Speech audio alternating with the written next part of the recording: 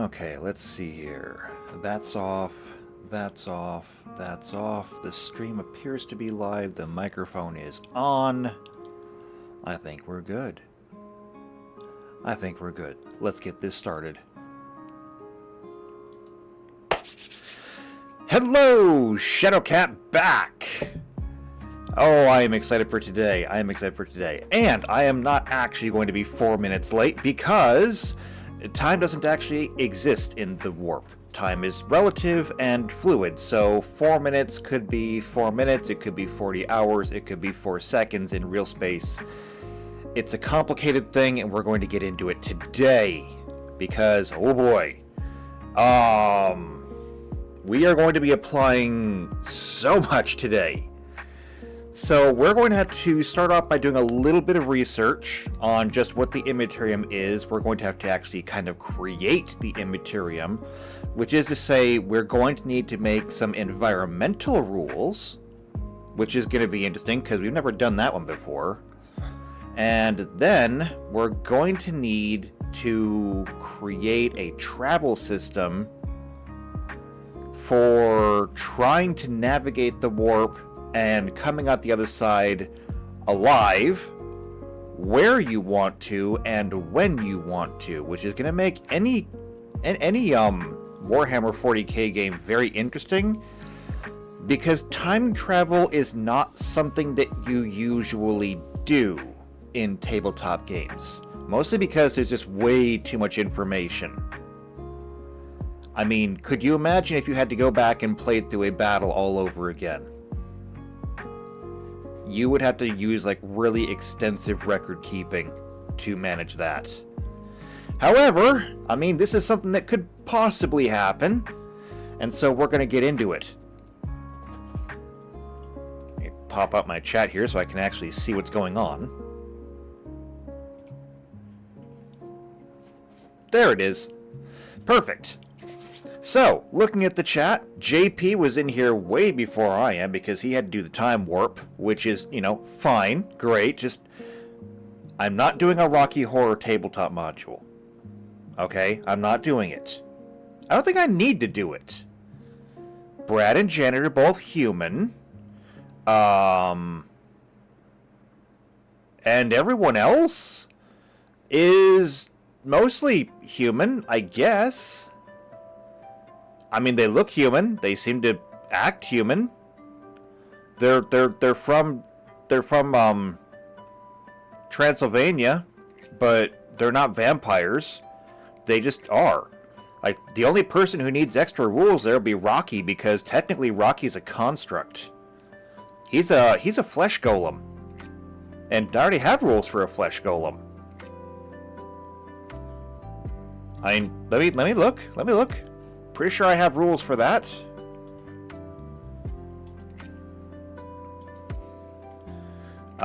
Flesh golem.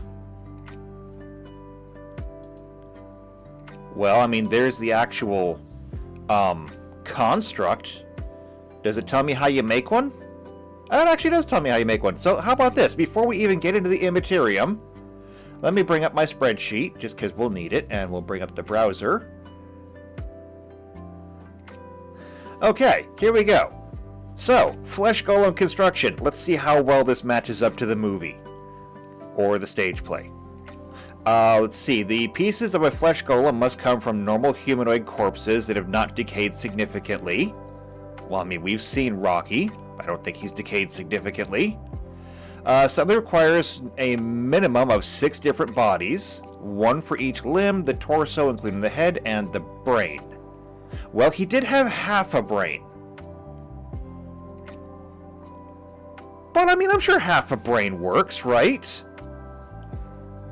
In some cases, the bodies may be necessary. Special unguents and bindings worth 500 gold pieces are also required.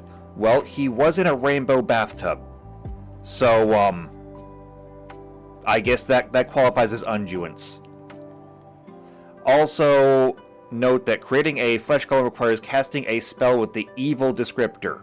Well, Frankenfurter's evil. He was literally described as evil. So we need Craft Construct, we need Animate Dead, Bull Strength, he is very strong. Gyasin Quest to tell him what to do, Limited Wish. I mean, yeah.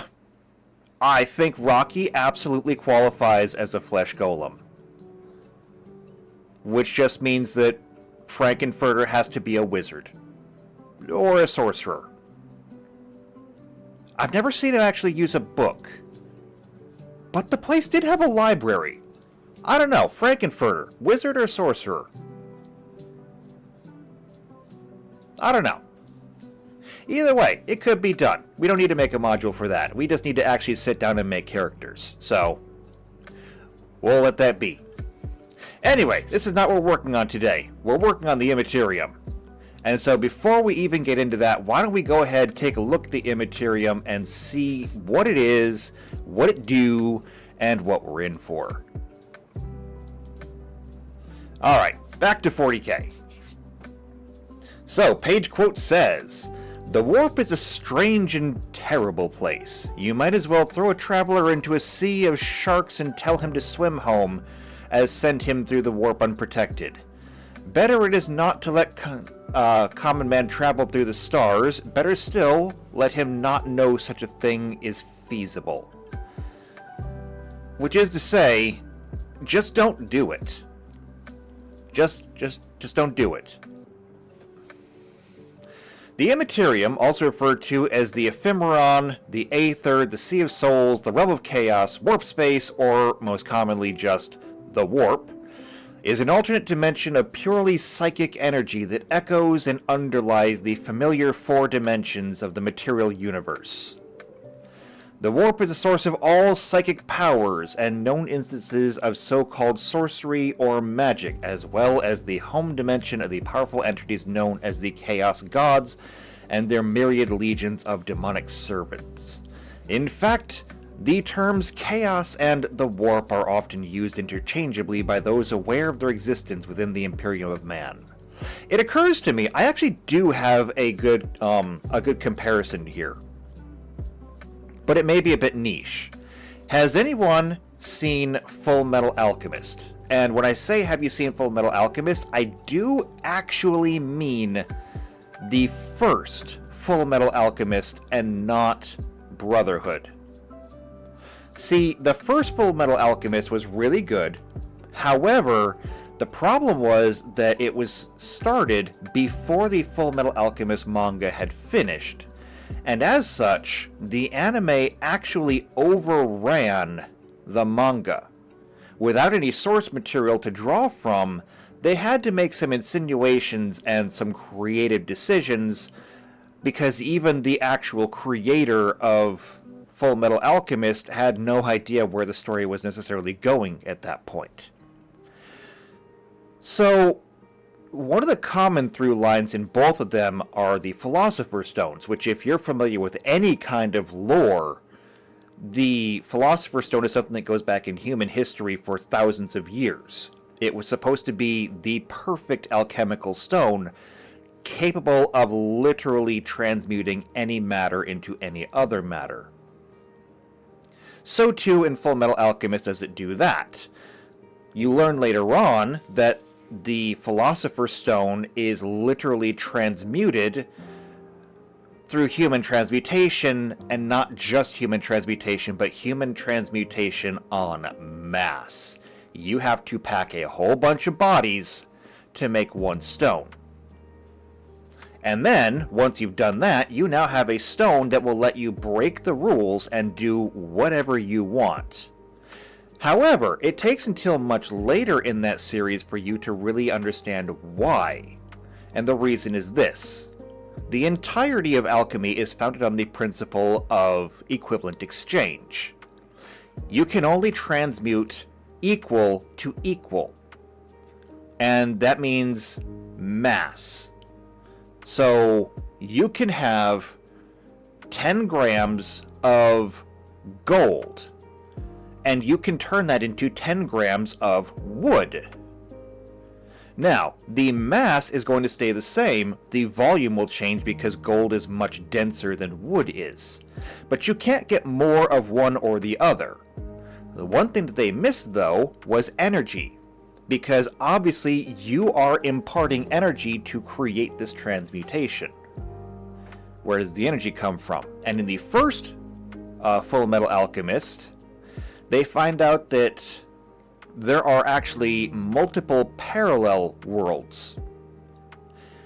And that the actual energy for doing transmutation is human souls. The reason why a Philosopher's Stone works is not because of the actual mass of the humans that's packed into it, but because of all of the human souls trapped inside of it that can be expended as free energy. For every normal alchemist, every time you transmute something in Amestris, which is where the Full Metal Alchemist anime takes place, in another Earth, somewhere where alchemy didn't, proliferate, someone dies. Every transmutation is someone else's death. Or maybe it's better to say that the only reason you can transmute at all is because somebody else died first. Every single transmutation performed is done so at the cost of someone else's life, and so the warp is created by all of the latent psychic energy of every sentient being in the galaxy. Or even theoretically in the universe, because there's no real boundary to the warp. Psychers are like the alchemists. They are capable of tapping into this and drawing that psychic energy out.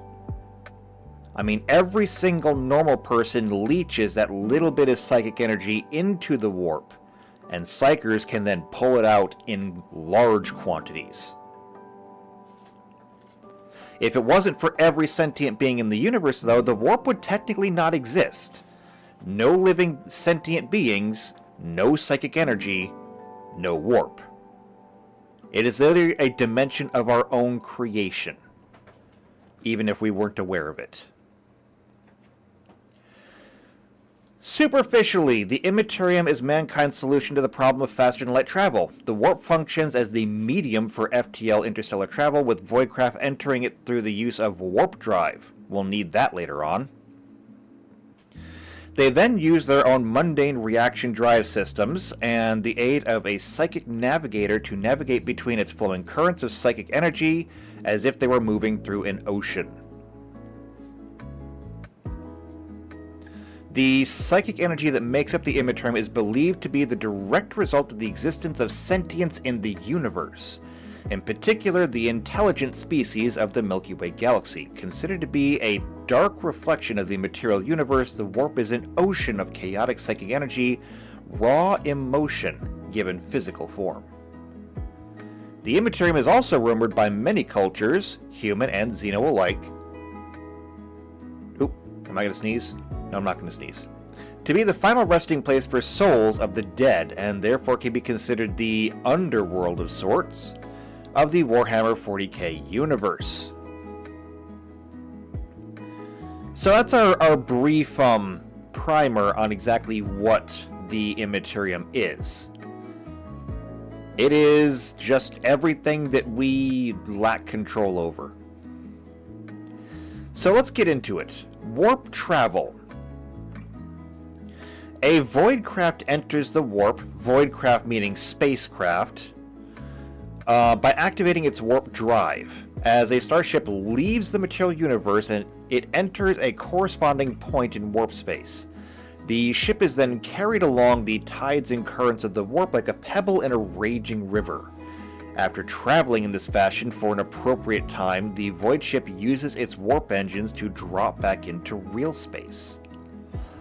Because the material universe and the warp move relative to one another, the void ship reappears in a new position several light years from the starting point. This process is called a warp jump or a hop, and the process of entering or leaving the Immaterium is known as a drop, shift, or translation. Journeys through the warp are usually undertaken in short jumps of up to 4 or 5 light years. The longer jumps are unpredictable and dangerous. The tides of warp space move in complex and inconsistent patterns, and void ships attempting longer hops end up widely off course. Were this limitation to apply to all warp travel, then humanity would not have spread throughout the galaxy as it has. So, right there we have some important information. The longer you travel, the harder it is to hit your destination. So we can think of all warp travel as a cone. Obviously, the shorter your jump, the narrower that cone is. The farther out you go, though, the wider the cone gets and the less accurate your destination may be. That will probably end up being something similar to an increasing DC check for piloting the further out you want to go. Perhaps we can make it something as simple as maybe +1 per 10 light years. Because it does say that they're jumping here... Where was it? I know it said it here somewhere. Yeah, right here. Okay, short jumps up to 4 to 5 light years. So yeah, maybe something like that. A +1 for every 5 light years of travel. So if you're looking at this planet that you want to get to, and it is 40 light years away, you have a choice. You could make one jump at a +8 modifier, 40 light years divided by 5 light year jumps. You could make 8 5 light year jumps with only a +1 modifier. Or you could do some combination of the two. The difference is, you could make one really hard piloting check, and it's either a pass or fail. However, making multiple checks at a much lower DC would be easier to succeed. However, you're also increasing the number of dice rolls and therefore the number of chances to fail catastrophically. I think I like that idea. Let's keep reading. It is possible to make long jumps of many light years by steering the void ship in the warp itself, sensing, responding to, and exploiting its currents, and thereby directing the craft towards a corresponding point in the material universe. Only the strain of human mutants known as navigators, and navigators are psychers, can pilot a craft through the warp in this way. We'll take a look at them later, because they may be important. Some individuals are sensitive to the movements of warp space. They can, for example, sometimes tell that a void craft is approaching even before it drops back into the material universe. Human sensitivity to the warp is not generally well developed. Yeah, until you drop somebody into the warp. Then they get really well developed. However, in a minority of people, this sensitivity is far more finely tuned. These people are known as psychers, and they are able to consciously control and use the energy of the warp to affect the material universe. Navigators possess psychic gifts of a more specialized kind that only allows them to use their powers to actually look into the immaterium without going insane, and then use this knowledge to steer their spacecraft through its flowing currents. Then there's the Astronomicon. So the Astronomicon is a psychic homing signal centered upon Terra and directed through the warp by the mind of the Emperor of Mankind. It is powered by the continuous mental concentration of 1,000 human psychers, whose life essences are slowly drained until they die and must be replaced. The Astronomicon cannot be detected in the real universe, it only exists in the warp. It is by the means of this signal that the navigators can steer their void ships through the warp over long distances. The Astronomicon signal is strongest close to Terra, and the Emperor of Mankind, who is its source, and gets increasingly weaker further away. It extends over a spherical area with a diameter of about 50,000 light years. More to the point, I think it's important to point out, the Astronomicon is the Emperor of Mankind. It is literally his remaining psychic essence. His body is dead and desiccated, but his psychic presence remains, so long as his mind is still alive. They are literally feeding him thousands of psychers a day to power his chair and to power his psychic essence, because he is literally keeping his own flesh alive through sheer psychic power, as well as projecting the Astronomicon.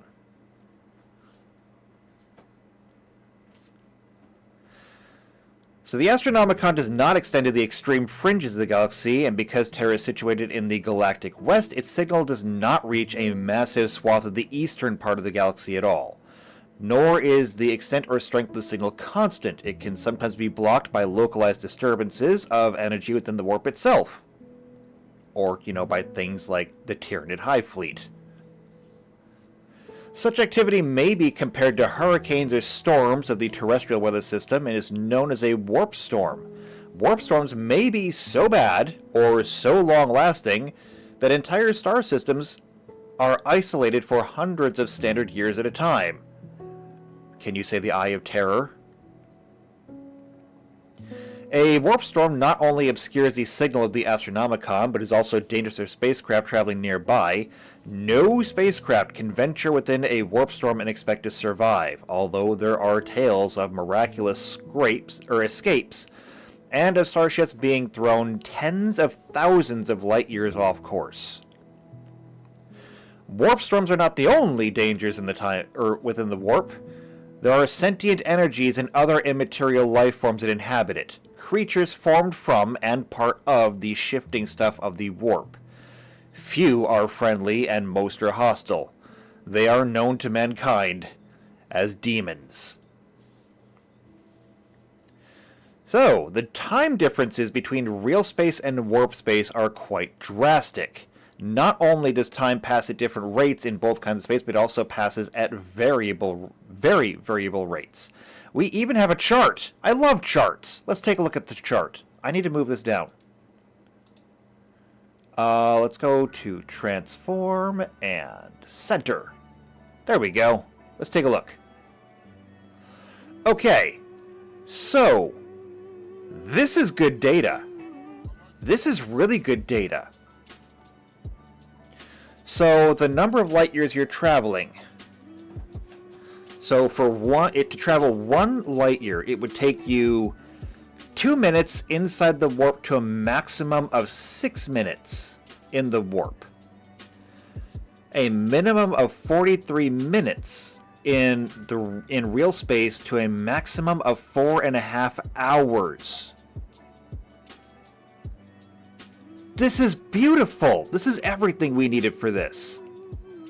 To travel 5 light years, which they said is like the maximum that a lot of people will travel at one time, we're talking anywhere from 7 to 30 minutes, or in real space, 3.5 hours to 1 day.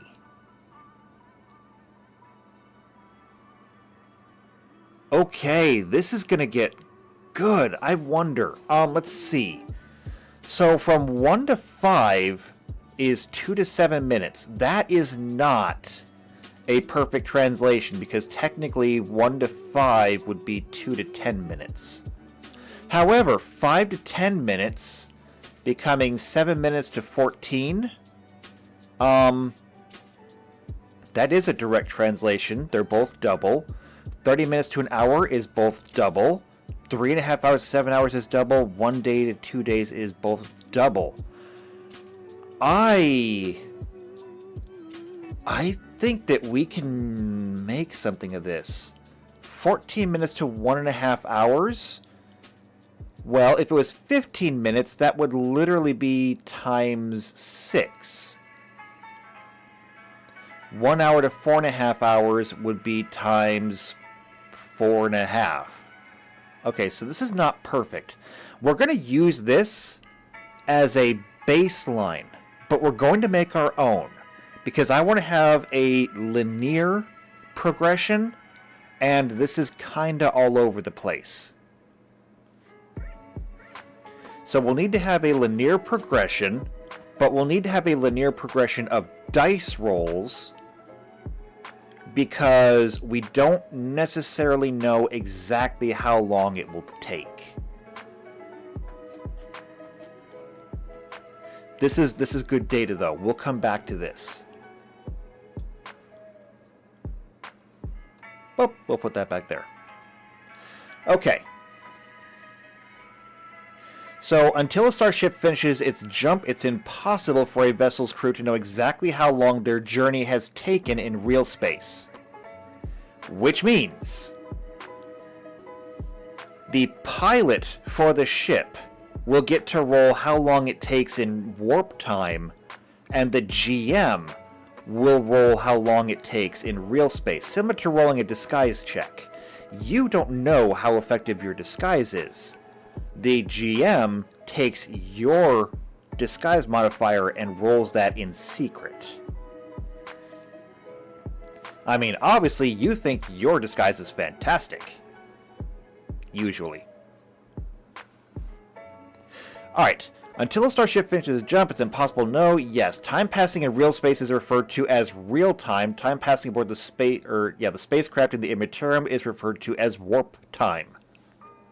The relationship between real time and warp time is shown on the chart above. So, for example, a 100 light-year jump will seem to take only 2.5 to 9.5 solar hours for the crew, but between 3 days and 3 weeks in real space. These times do not include the journey times out to and from the Mandeville points within each star system before warp translation can begin or end. I don't know what a Mandeville point is. We'll have to look that up. I should probably be making notes here too.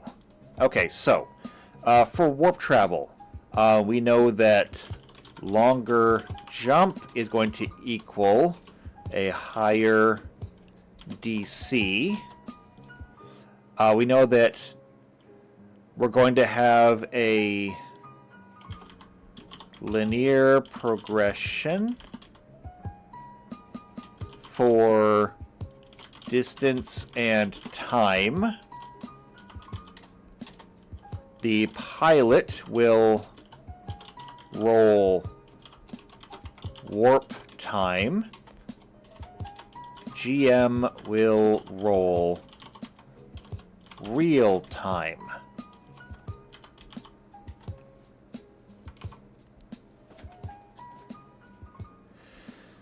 And I'm going to look at this right now. What is a Mandeville point? A Mandeville point. Before a starship outfitted with an Imperial warp drive can enter the Immaterium, must first travel at sublight speed to a star system's so-called Mandeville point. This is the closest distance that a void ship can safely enter or exit warp space from its origin or to its destination, respectively. The origin of the name is unknown, but it stretches back to the age of technology. Okay, but why? Why do we need these Mandeville points? It says safely enter or exit warp space from its origin or to its destination, but it doesn't give a reason. Maybe when we look into warp drive, it'll explain that better. But for now, let's just write that down. Mandeville points. Question mark? Okay. It can take solar days or weeks to travel at sublight speed to reach a Mandeville point, and a similar time to re-enter a new star system from the destination Mandeville point. The Imperium is approximately 75,000 light years from edge to edge. This journey, or a journey of this length, could take between 75 and 300 solar days in subjective warp time, and between 6 and 40 Terran years in real time.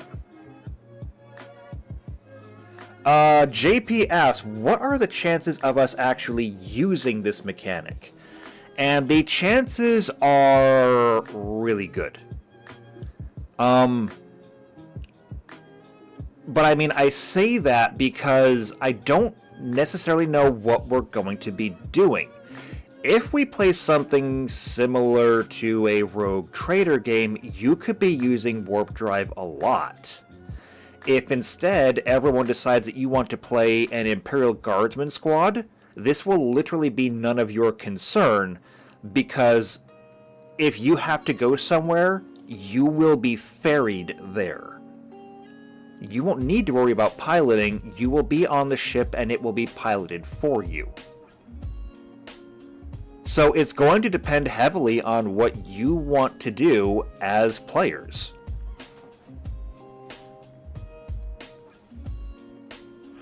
Alright, warp navigation. Before a starship can enter the warp, it must first travel at sublight speed to the so-called Mandeville point. This is the closest distance that a void ship can safely enter or exit.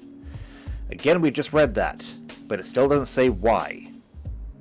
Once a spacecraft activates its warp drive, it is plunged into a dimension very different from the material universe.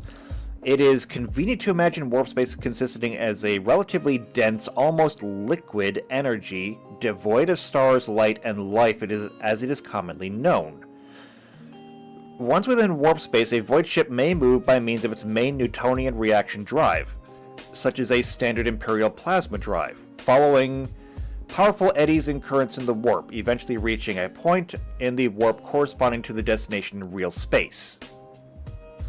The most difficult aspect of warp travel is that it is impossible to detect the spatial movement of warp space once a void ship is in warp. The ship can only blindly carry on, its crew trusting that it is going in the right direction.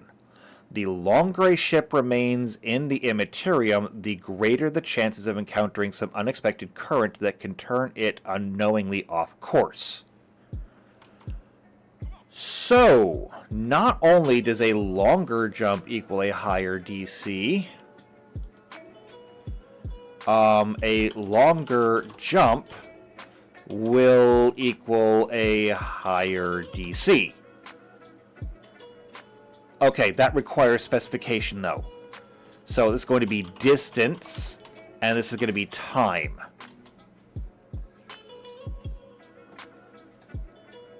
So that is two things that can jack up the DC for that. Don't worry, it's not like this is going to be unusable, it's just going to be very dangerous to use. And even then, it looks like it's just going to be very dangerous if you decide to really push it. Like, if you keep your jumps short in both distance and time, it looks like it'll be very manageable. It's only if you just say, well, I need to be over there yesterday. And, depending on how far you're jumping and what happens inside the warp, you could literally arrive there yesterday. Okay. Navigation to warp space can be achieved in one of two ways: the calculated jump and the piloted jump. Now see, there we go. See, that's where the navigators come in. A calculated jump should be done by just about anybody. It'll come down to a piloting check, probably. Maybe a computer's check, but probably a piloting check. Whereas the piloted jump would have to be done by a psyker, and that would probably be a psychic power. So all warp drives incorporate navigational mechanisms. When the void ship is in real space, these monitor the ever-shifting movements of that part of the warp corresponding to the void ship's current position. It is a window into warp space. By means of observing these movements in the warp, it is possible to calculate a course, corrective maneuvers, and approximate journey time to a proposed destination. Calculation relies on the assumption that the warp currents observed from real space do not change significantly during flight. This method is known as a calculated jump. It is not safe to make a calculated jump of more than 4 light years at one go. The longer the jump, the greater the chances of significant change in warp current movement.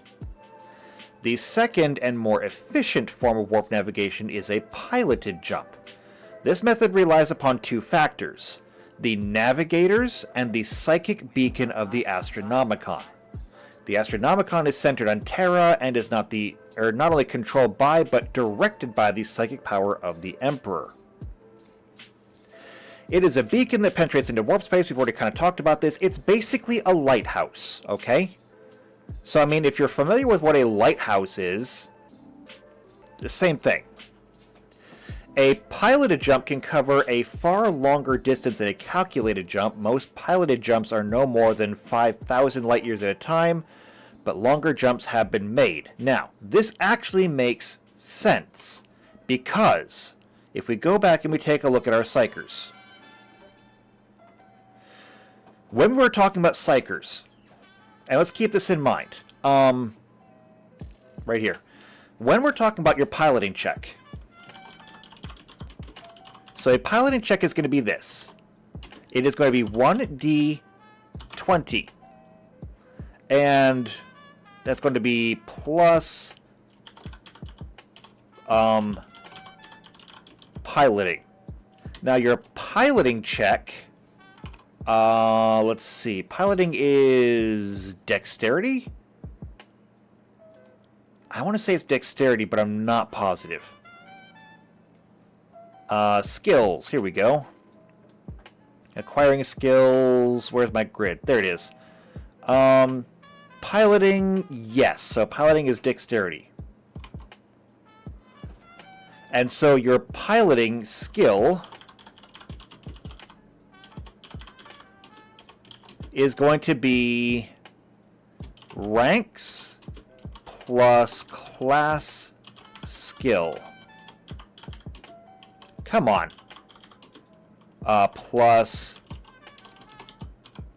dex bonus. So let's just go ahead and make up a really good character here. Let's say that you're going to be a level 2 pilot. Alright?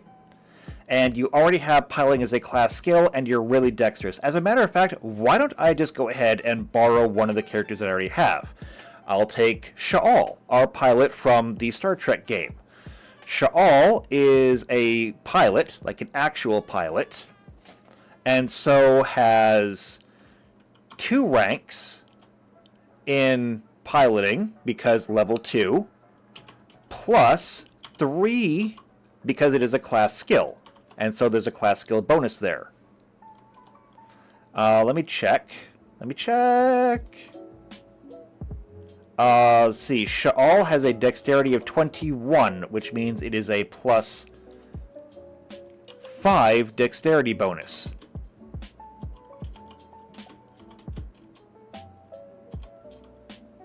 And then, were there some other bonuses? I think there were, actually. So the Sha'al character is as a theme. No, nothing from a theme. However, Sky Jockey as a feat. I believe Sky Jockey also gives a bonus. Let me check that. So, let's see. Sky Jockey, here we go. No, that does not. It makes the ship go faster. Okay. That's good then. That's fine. So, what we have here is for my current pilot character in my Star Trek game, which, by the way, there is a Star Trek game. If you would like to play games with us, all you have to do is join the Discord server, go to the Behind the Screen channel, and let me know what your availability is. Once you've done that, I can find a place for you to play. Alright, so in this case, it looks like we're going to have a plus 10 check. Unless I'm missing something. I don't think I'm missing anything, but I could be. So it'll be 1d20 plus 10.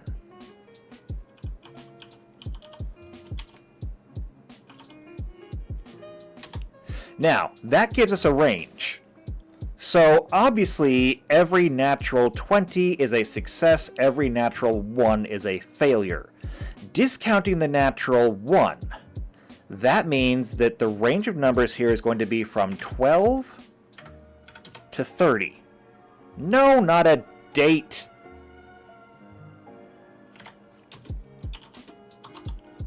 There. Make a date out of that. So when we're looking at the DCs for warp travel, if we made it, say, a base of 10, then jumping 5 light years, if 5 light years gives you a if 5 light years gives you a +1 to your difficulty, and let's just say that every 5 light years...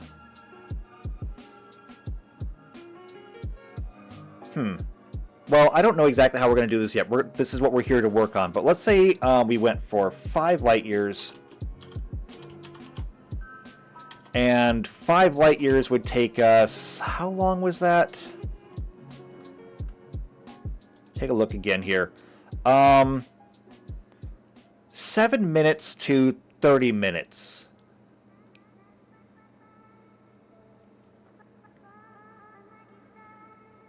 And that equals 3.5 hours to 1 day. So this is going to take us less than an hour.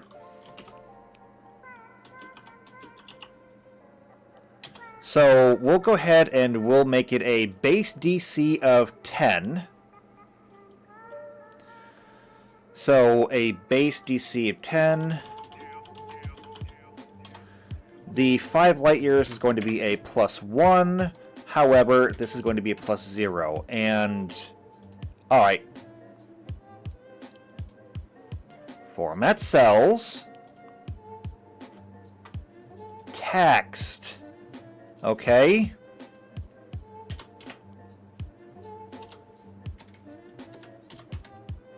I want these written this way for a reason. That means that the DC for this jump would be 11. And so, really, Sha'al would only have to roll a not 1 to make this jump. But now let's take the example that they gave. Okay, let's take the example they gave here. Where they said that a navigator on most pilot jumps are no more than 5,000 light years. Okay? So what if we did that? So 5,000 light years. Now, if every 10, because if 5 light years is less than an hour, 10 light years is an hour, I believe. Yes? Yes, upwards of an hour. Where's my calculator here? So, that means that for our DC adjustment here, 5,000 divided by 5 is going to be 1,000, obviously. So this is plus 1,000. And then, if we divided 5,000 by 10, that's 500, right? Yeah, it's 500.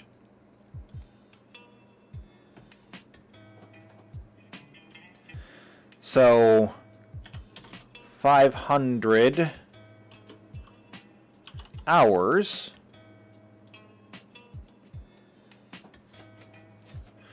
and if it's plus 1 for every hour, that would be a plus 500. So let's say a DC of 1,510. That is in no way reachable, I think, even by a level 20 Alpha Psyker.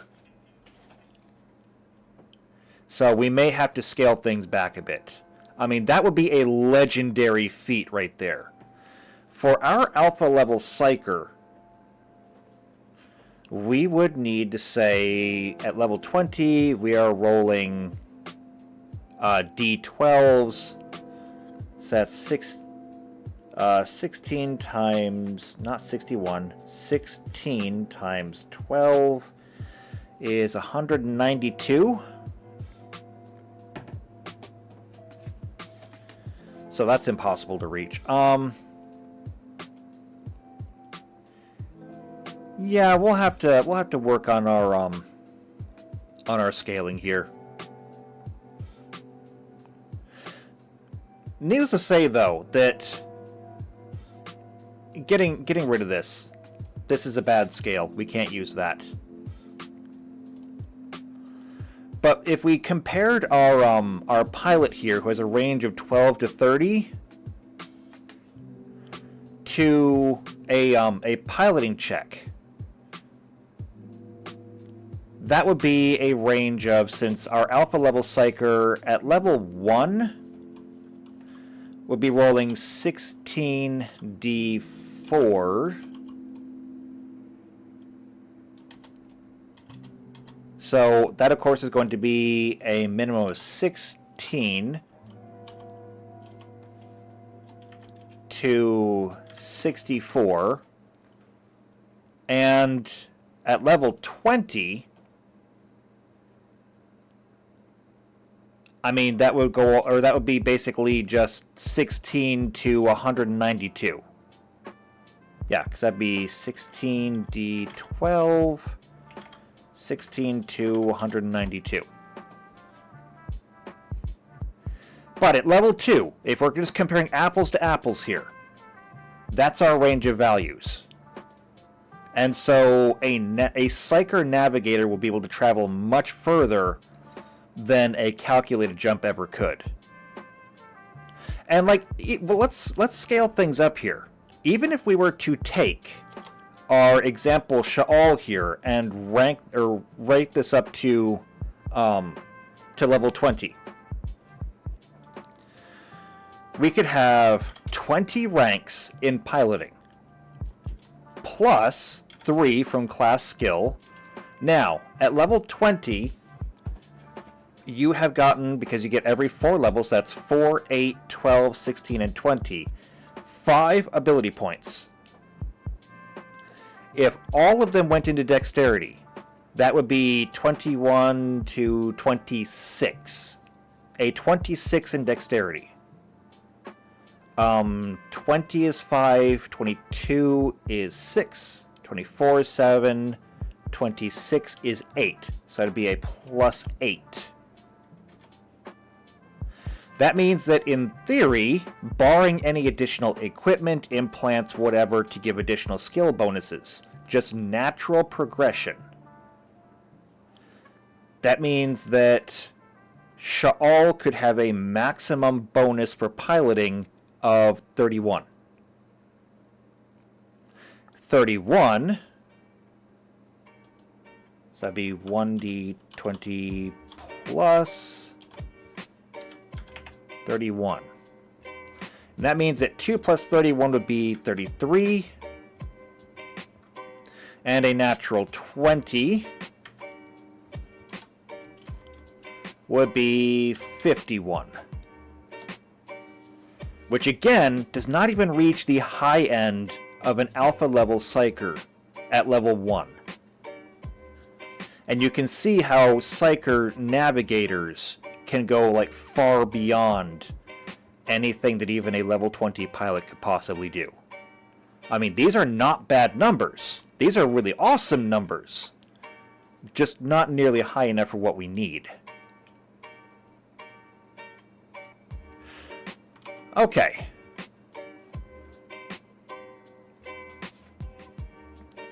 So let's see. A typical interstellar voyage might begin with a cargo ship lying in orbit around an Imperial world. Tiny shuttlecraft busily transfer precious materials. Yes. The loading procedure may take solar days or weeks as the shuttles return time and time again to the huge void ship. Once loading is complete, the colossal spacecraft slowly accelerates out of orbit under the power of its main reaction drive. It heads towards the rim of the solar system, carefully increasing speed by tiny increments as it does so. Although the vessel's engines are capable of terrific acceleration, the risk of collision with interplanetary debris is high, if the void ship accelerates too quickly or too much. As the sun shrinks in the ship's wake, the density of debris lessens and the ship's speed reaches approximately 1% of the speed of light in a vacuum. After several weeks of travel, it finally arrives at the point of departure into the warp. This is a Mandeville jump point lying around the system like the circumference of a circle. It is not a single point. It is a barrier. This delineates the point at which the interplanetary debris falls below the maximum warp density and gravitic stresses cannot affect translation from real space.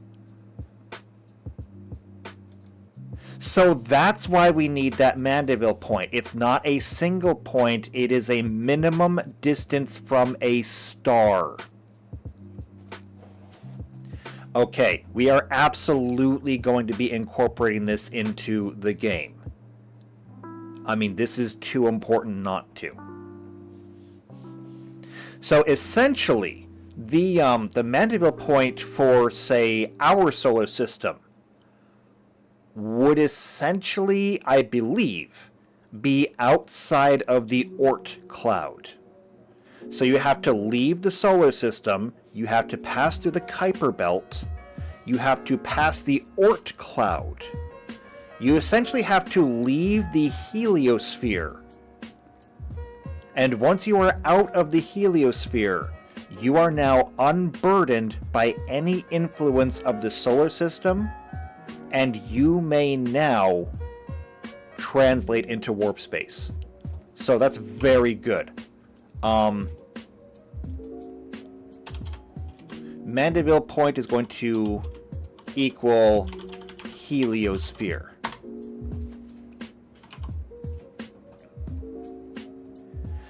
Okay, once this invisible line has been crossed, it is safe to activate the warp engines to enter or exit the Immaterium.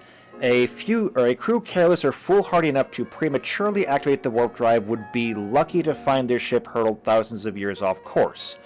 More likely, the void ship will be torn apart and destroyed, never to be heard of again. I think that's a little bit dramatic, but I mean, what do I know? With the safe activation of warp drive, the ship is plucked out of the real universe and enters the dimension of the Immaterium. Its true interstellar journey has begun. Ships traveling in the Immaterium with the aid of a navigator do so by means of jumping varying lengths of up to 5,000 light years. Only a long journey would involve more than a single jump. Even so, almost 2 solar weeks may pass on board the ship before the craft is ready to end its jump. Meanwhile, because of time shifts in the warp, it is possible that over a standard year has passed in the real universe. That's a headache. The ship re-enters real space just beyond the Mandeville point of its destination. If it is lucky, the ship will come out close to the jump point, otherwise it may take extrasolar weeks to reach the inner planets. It is always wise to allow a safe margin when jumping towards a star. The results of re-entering space within the radius of the Mandeville point would be the same as prematurely activating the warp drive, and would almost certainly end in disaster. So, what I think we're going to need is probably a scale. What kind of star, or at least how big the star is, and that will determine the Mandeville point distance. And then we'll need to have some kind of system to determine, number one, the additional DC for entering within that point. And that will also apply if you fail your translation into real space and you end up off course. Okay, so the ship is now ready for its final haul, beginning broadcasting its destination and establishing a new time coordinate. Time in warp space is so different from time in normal space that the crew has no idea whether their journey has taken a few months or years. And so you just have to reset your clocks as soon as you get back to civilization. Warp space channels. In theory, it's possible to travel anywhere in the universe. However, the shifting tides of the warp make it easier to travel from some star systems to others, and short warp jumps are always more accurate than longer ones. Long-established, well-charted warp channels connect star systems and entire regions of the galaxy, providing relatively predictable conduits through which the majority of Imperial shipping passes. A warp gate is a point in real space which is linked to another point in real space by a tunnel through the warp. The tunnel somehow avoids the normal disturbances of the immaterium, allowing a journey to be made within a fixed time and in perfect safety. The existence of warp gates represents something of a mystery, with much debate rages over whether they are natural or artificial, and none can say who made them or for what purpose. Well, the purpose is simple: going into and out of the warp. Are we really arguing about this? Now, who made them? That's a good question.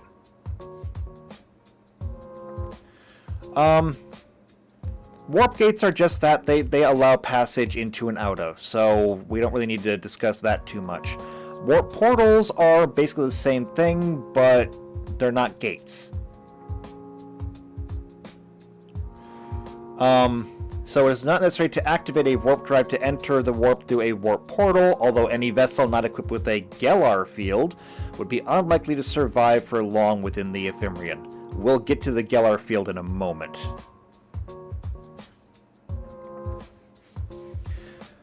And PC Unicorn says, hello PC Unicorn, it's good to see you here.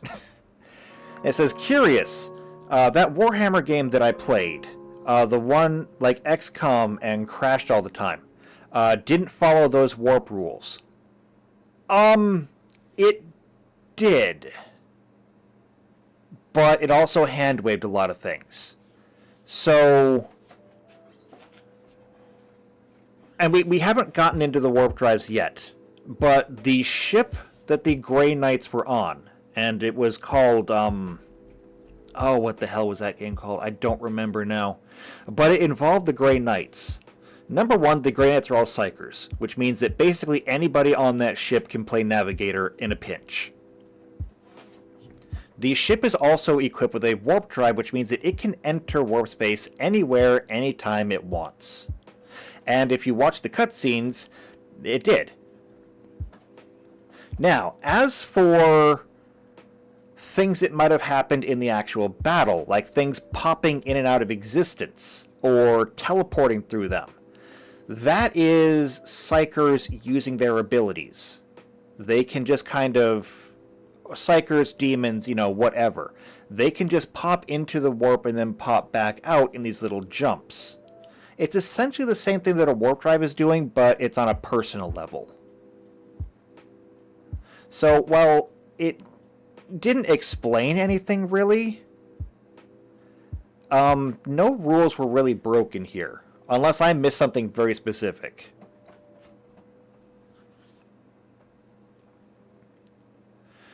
Okay, so warp portals do not lead to a tunnel, and the voidcraft entering is directly cast into the currents of warp space.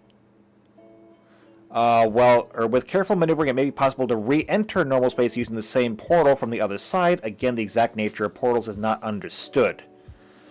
So that's good. The thin veil. The barrier between reality and the warp is not equally strong across the galaxies. In some places, the Eye of Terror, the veil is very thin, allowing the influence of the warp to leach through. Such areas may be permanent or temporary, and could be nearly of any size, the result of random chance or the intentional acts of malefic chaos cults. Yeah, we can ask anybody from Katie about that one. Some are the result of our experiments performed during the Dark Age of technology, while others are a side effect of psychic activity or the great effusion of powerful emotion, many deaths, or extreme psychic trauma within a small area. The Eskelin sector, for example, the unpredictable currents of the pandemonium batter the shores of reality, weakening the barrier between dimensions.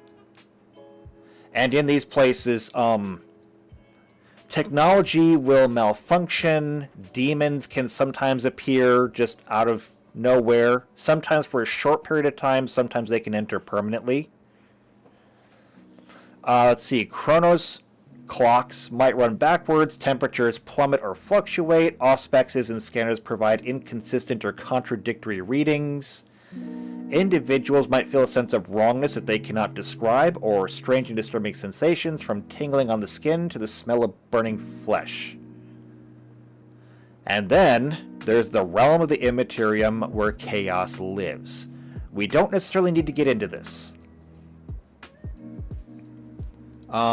This is just basically something that if we were going to be traveling there, we would deal with it then. The odds of you traveling there, though, are bad. The formless waste, known as the Chaotic Abyss, the Land of Lost Souls, are regions of the Immaterium that do not fall under the dominion of any of the 4 major chaos gods. It's just open chaos space.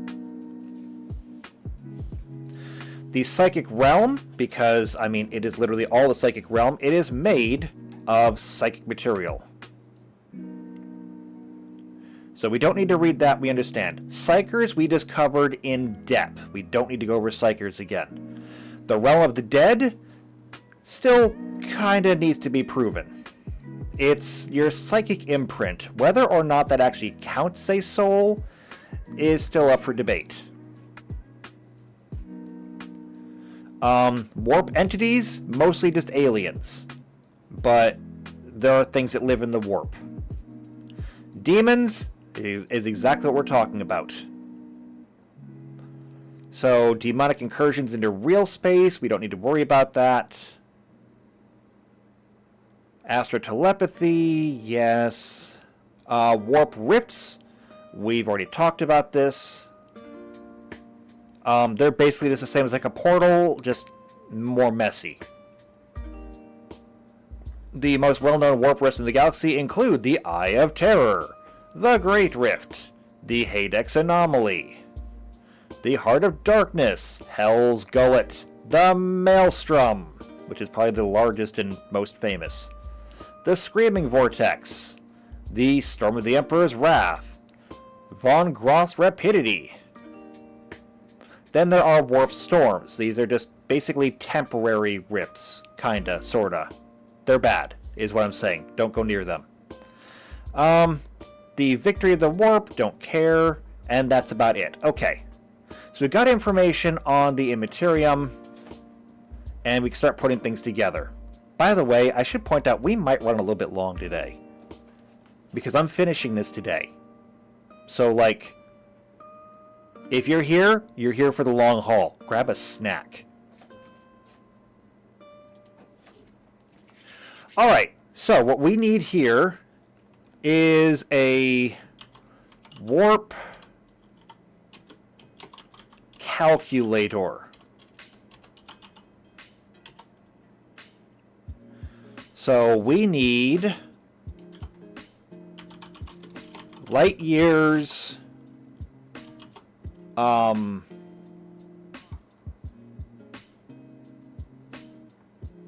Yeah, we need light years, which is going to give us a DC.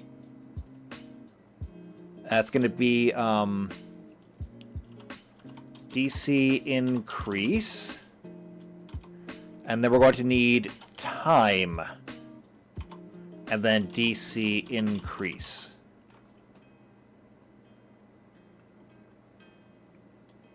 We'll also need to have some kind of weather system too. So we'll say warp conditions. And these can be, I think, calm, obviously. And well, how best to describe this? I just need to say for now low chaos, medium chaos, and high chaos. High chaos would be things like an actual warp storm.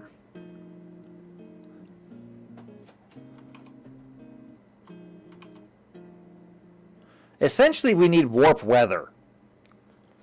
So, like, we'll need some kind of warp meteorology, I guess. And what I need here is going to be a calculator. So what I think we're going to want is 5 light years, okay? So the DC increase for every 5 light years is going to be a +1. Now, I'm going to need to reformat this. Text. Thank you. +1. I said it for a reason. Now, we looked at time. I was looking at time being a factor of every hour that you spend there would be another +1. So for a 5-year jump that's less than an hour, every 10 light years would be a +1. I think that's good.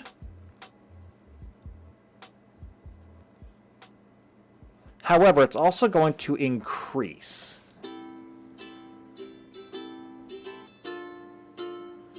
So this does need to be a range of values.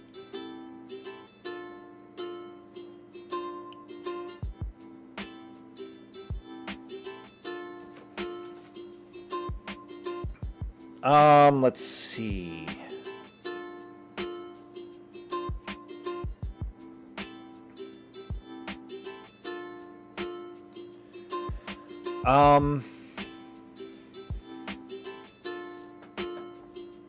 This is where I think I might actually need to have a chart. So, not just here,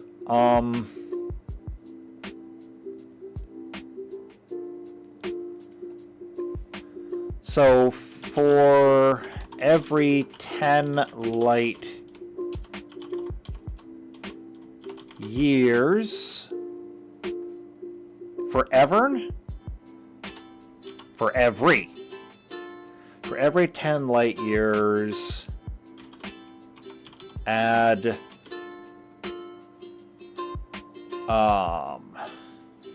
what do we want here? It's got to be fluid.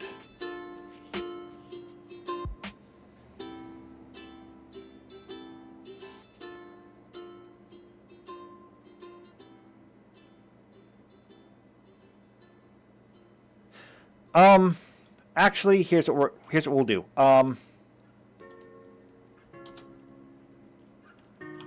10, 20, 30.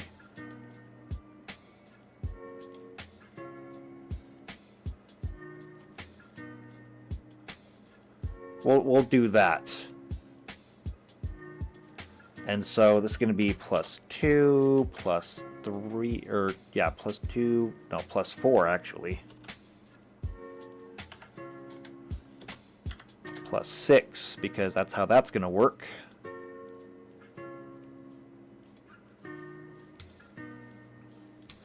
Now, for time, for 10, this is just going to be 1 hour, I think.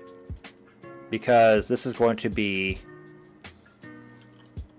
less than 1 hour.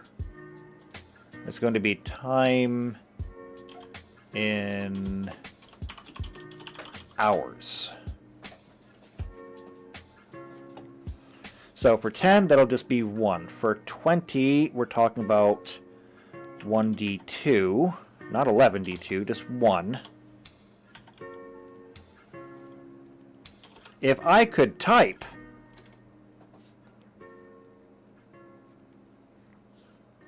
so for that, we're talking about 1d2. Well, no, this is not the right way to go about this.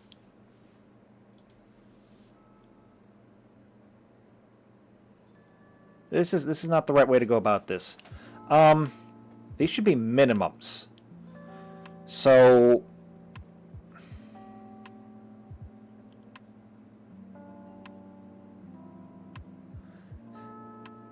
let's see. JP says we need an Android. I have an Android. It's a Samsung Galaxy Note 9. So I've got everything I need. And PC Unicorn says we need to go to Warp. Use the calculator. What should do? Divide by 0. Now see, inside the warp you could actually do that, because the warp doesn't respect numbers.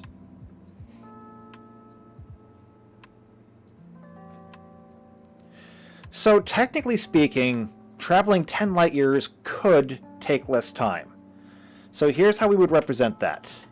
It'd be 1d2 minus 1. No, not plus 1. Minus 1.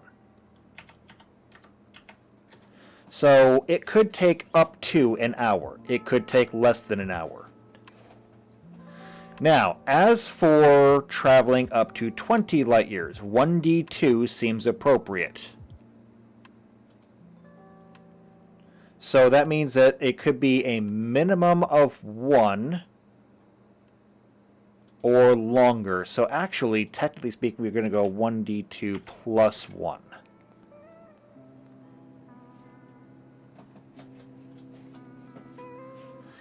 And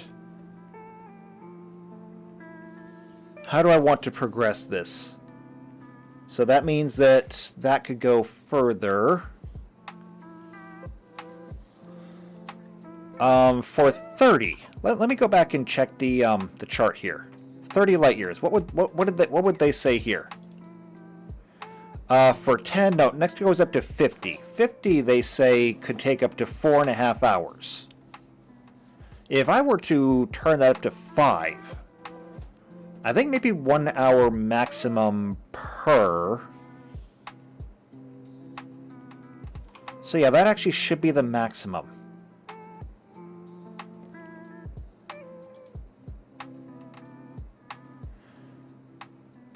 So, in essence, this should actually be 1d3 minus 1. So it could take at a maximum 2 hours, and it could take at a minimum less than that. Which, does that fit? Because at 50... At 50, the minimum is 1.5 hours. It's let's see. So if 10 light years, and I know it's cut off here, but if 10 light years is 15 minutes, and if 50 is 1.5 hours, 1.5 doesn't divide by 5 easily. Well, actually, it kind of does. It'd be 90 minutes. Divided by 5 is 18. At 18 minutes, that means at 30 light years, you're finally hitting that 1 minimum. 1 hour minimum. So this should really just be 1d3. I think. Which would mean this is going to be 1d4. And I think it just goes up from here. So for 50, that would be 1d5. Now the next one they show here is 100, which is a guaranteed 2.5 hours minimum. So this has to be a minimum of 2 to a maximum of 9.5 hours. If we called that 10, this would be 2d5. Now everything else down here should be a minimum of 1 hour.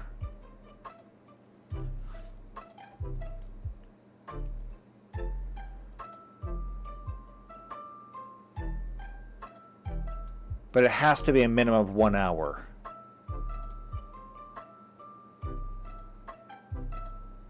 I mean, I guess I can just keep going up, right? 1d6? Why am I overthinking this? 1d8? 1d9? I mean, does that work out for everything that we want? I think it does.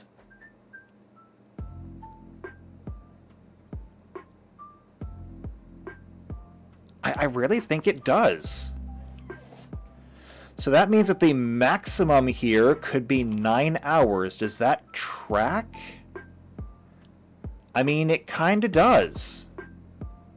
So the maximum for a 100 light year jump would be almost 10 hours and a plus DC of 10.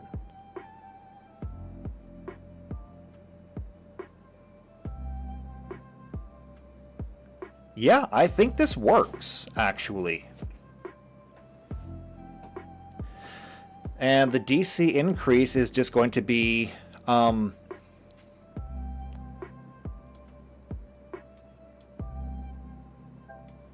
think it's just going to be simple. Let's see. So... I'm going to scroll this up a little bit. I need more room. So it is the DC, I'm going to say the travel DC is +1 for every 5 light years. Travel DC is going to be +1 for every hour.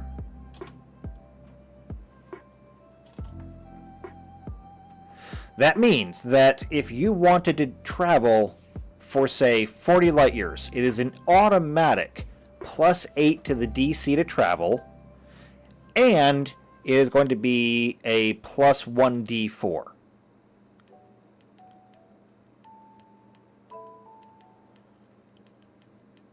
Yeah, I think that works out really well. So +1 D4 +8.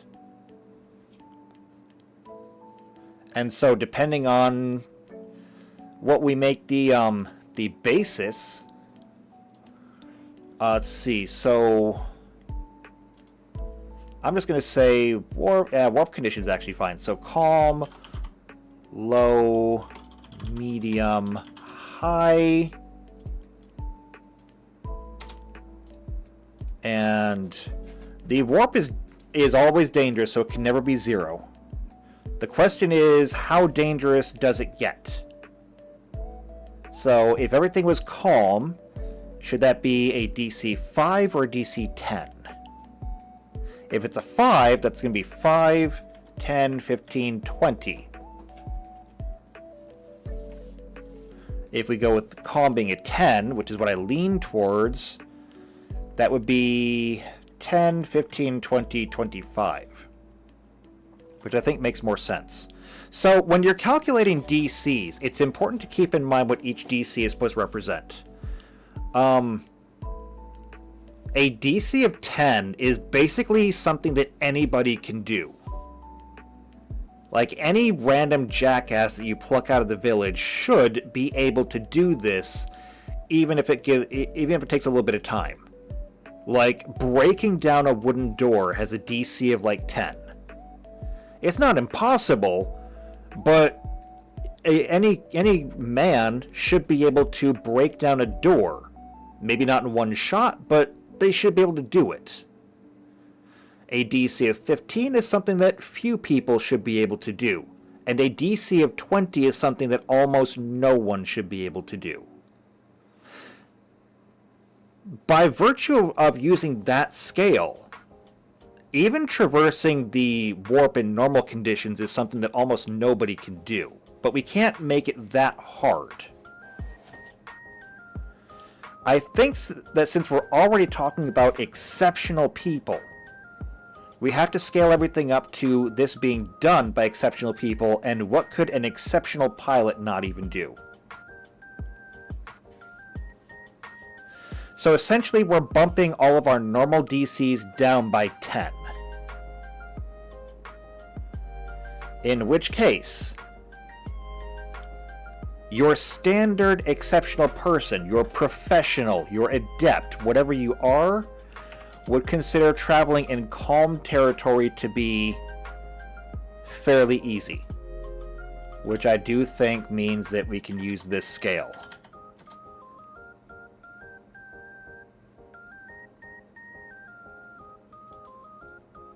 So this will be the base DC. So that's the base DC, and then you add this. So if warp conditions were calm, and you want to travel 40 light years, it'd be 10 plus 1d4 plus 8. Which means that it could be a maximum of 22, a minimum of 19. Which is not the worst thing in the world. And given that it is a calculated DC, you would probably get a retry if you screwed it up by less than 5.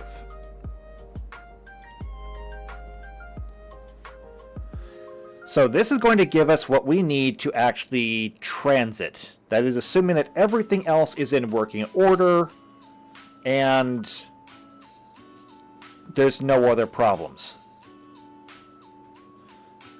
So this is going to give us our longer jump and our longer jump in both time and distance. We have a linear progression of distance and time in this chart. So we've got this. Now, something that is important. So a calculated jump will be piloting versus DC. A piloted, jump will be psychic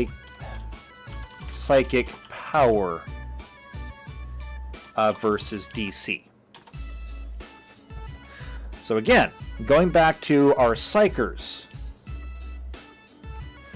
if you have just say, I don't know, we'll go with a medium, we'll say an iota, okay? An iota class. That 40 that 40 light year jump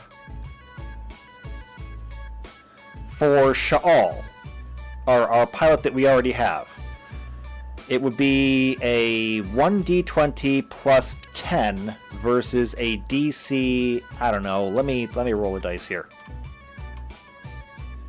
Do I even have a roll 20 up? Hold on. I may actually have to get a real dice for this one.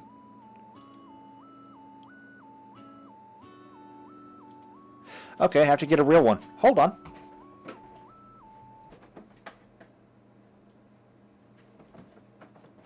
I just happen to always have dice nearby. That is a 2. So it's going to take us 2 hours to travel these 40 light years. And so it's going to be a DC 20. Now for Sha'al at level 2, that basically means Sha'al needs to roll a 10 or better. For our level 1 Iota Psyker, that is going to be 1d8, or no, it's going to be 8d4s. 8d4s is a minimum of 8 and a maximum of 32.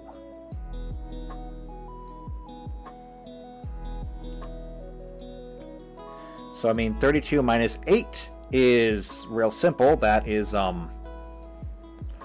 that's 24, which means that we have a range of 24. Half of that would be a 12. 12 plus 8 would be 20, which means that they pretty much have like an equal chance.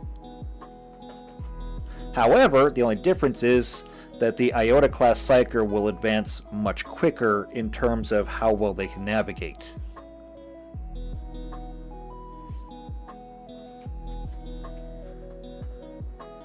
Alright, so we've got that now. And that just leaves a Mandeville point. So we need to get that done.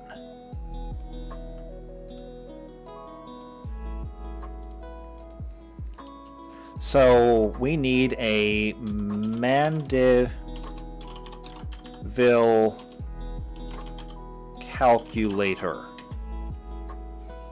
And for this, we're going to need a collection of stars. Fortunately, in my Star Trek game, I have developed a star system generator that I can reuse here. And because of that, I have a literal collection of stars. Where is it? There it is. Solar System Star Generator. Let's go ahead and copy this over.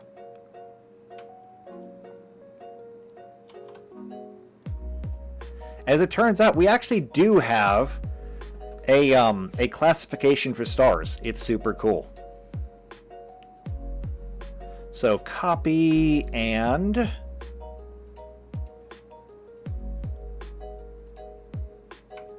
paste. Perfect.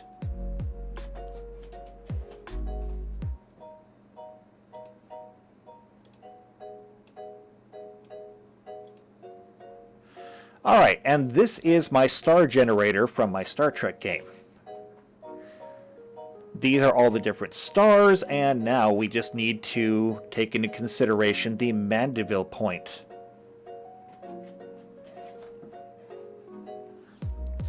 And the question becomes, how are we going to calculate this? Because,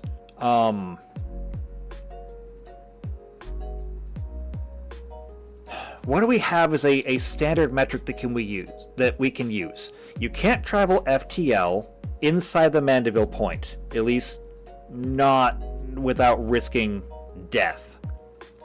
So that means that the standard measurement that we have is going to be starship movement speed, which is simple because we literally have that here. If we come to starships and we scroll down, we have thrusters. Now, every single one of these thrusters is how fast you can move when you're in combat. But it also gives you piloting, maneuver bonuses and stuff like that. So they're really good. However, this can be our standard metric because each one of these has a set speed. So all we really need to do is use this measuring stick for a period of time. Again, time, distance related.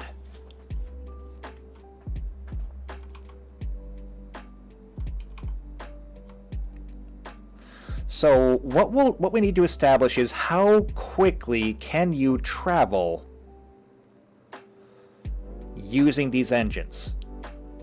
And that is actually something we can calculate because we have it. So every hex in Starship Combat is 10,000 meters or 10 kilometers.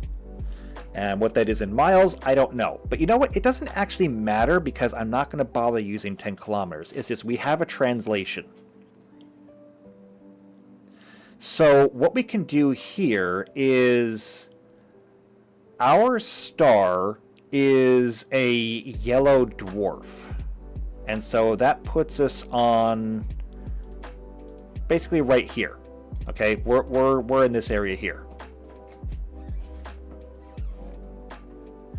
And now what I need is to find out how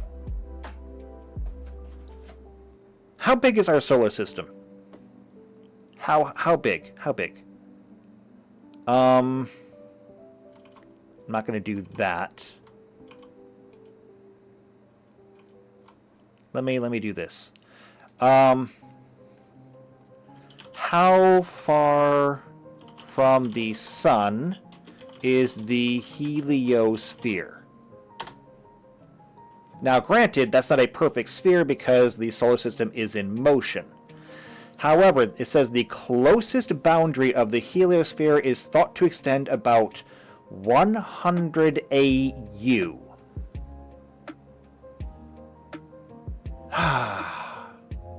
I feel like I'm going to need ChatGPT for this one. All right, where's the robot?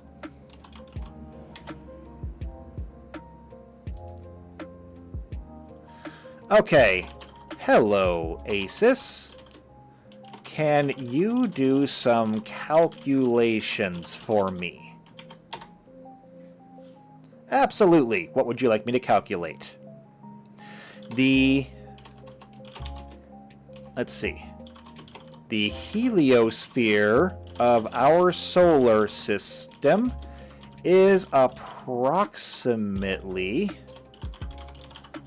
100 AU. What is 100 AU in kilometers?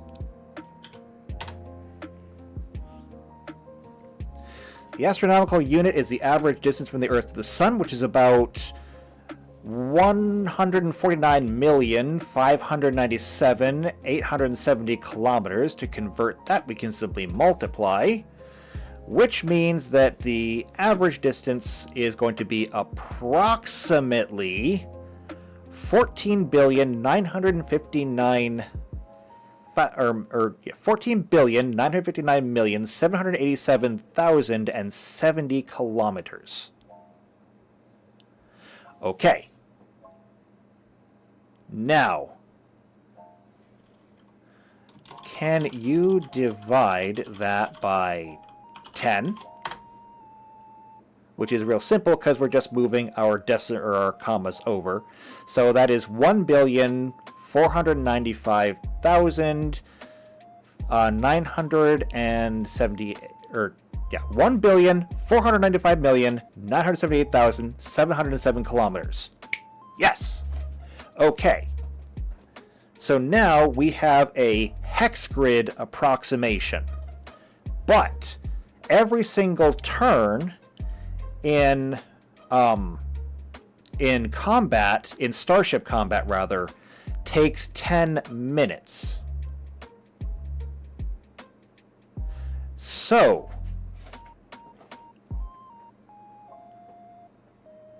I need to divide that by 6 again.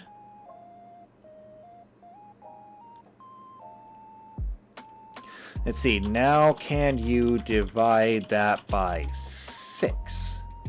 Please.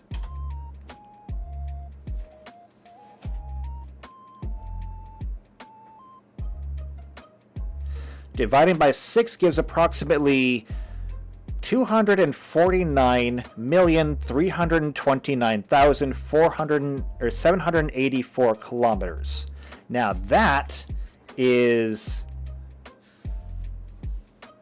assuming that I've done all this right, that is how much.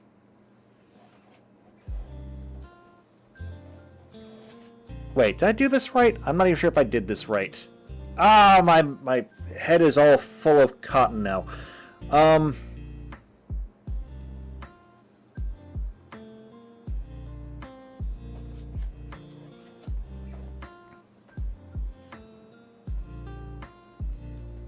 I take it back. This is not the way to do this.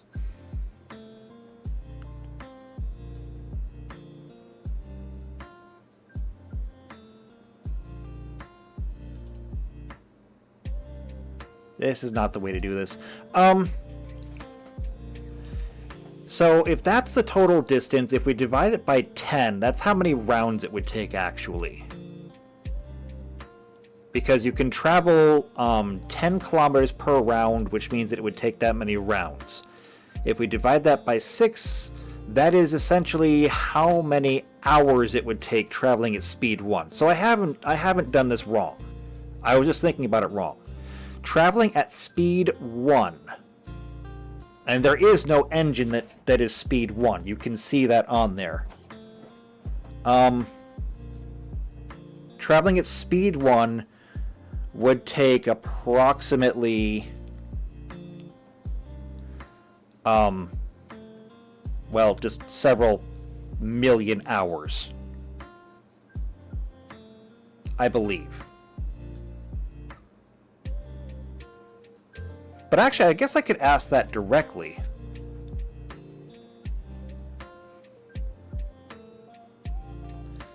Yeah.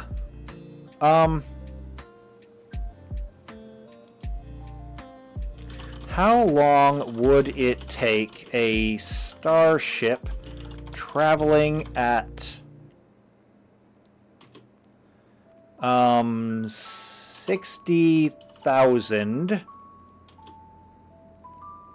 kilometers per hour to travel 100 AU?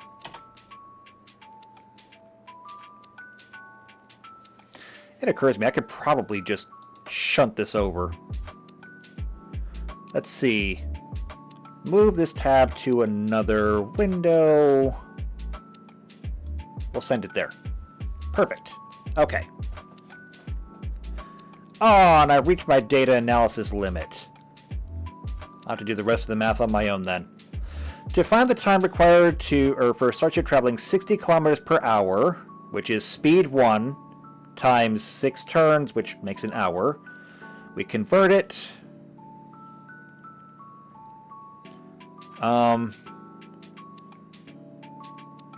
So substituting the values, let me calculate that for you. It seems like I can't do more advanced calculations right now. Why not? However, you can easily find the time by dividing the distance by 60,000. This will give you the time. I have to do the math myself. JP says, come here, whack. Let me, whack, measure you. Whack. That's kind of what it feels like right now. Alright, let me do my own calculations. That's a calendar, not a calculator. So 14, 959, 787, 070, divided by 60,000 comes out to 249,329 hours. Okay. Let me write that number down because that number is important.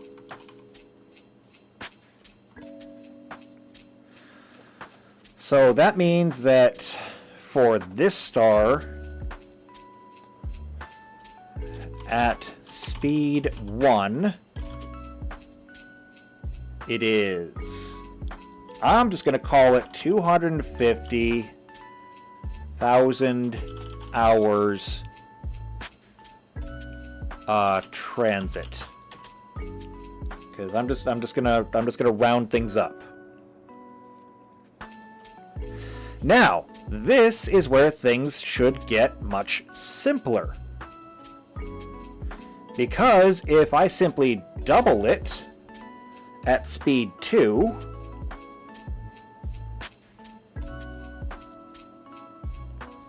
since you can travel 2 hexes at one time,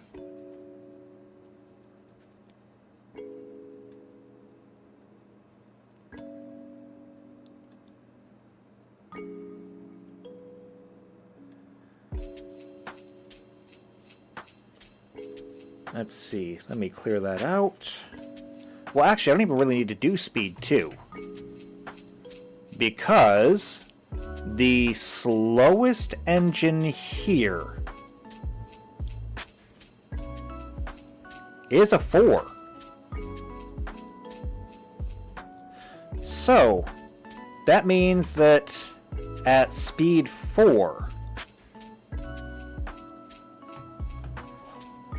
if speed 1 is 60,000, speed 4 is going to be 240,000 kilometers per hour. So we'll just take this number again, 14,959, 787, 070. We'll divide that by 240,000. And that is going to come out to, let's see, at speed 4, 62,332 hours. I think we can probably just round that down maybe. So we can just call that, well, maybe that's rounding it down a bit too much. We'll call it just 62,000.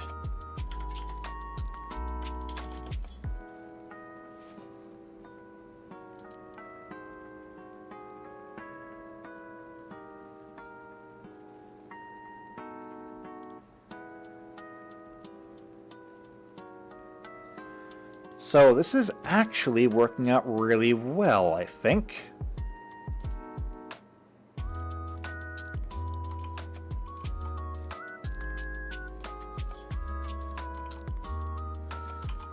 Although I could use something that's a little bit easier to work with. Let's see, 959, 787, 070, divided by, and let's see, the next category of engines is 6, because they all go up by even numbers. There's no odd numbers there. 6 times 60 is going to be 360.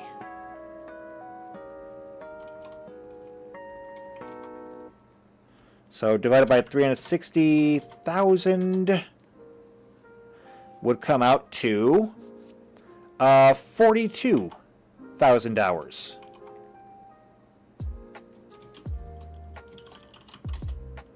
At speed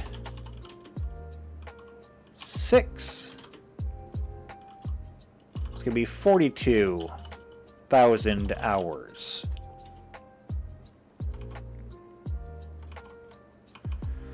8 times 6 is 48. So that comes out to 31.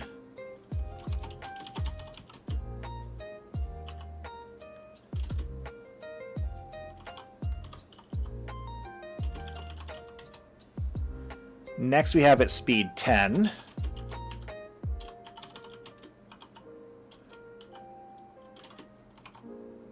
And that's going to be 600,000. That's going to be 25,000 hours.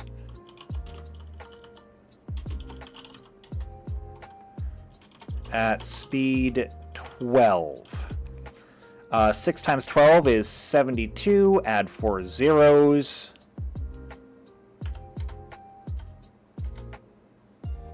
Is going to be 21.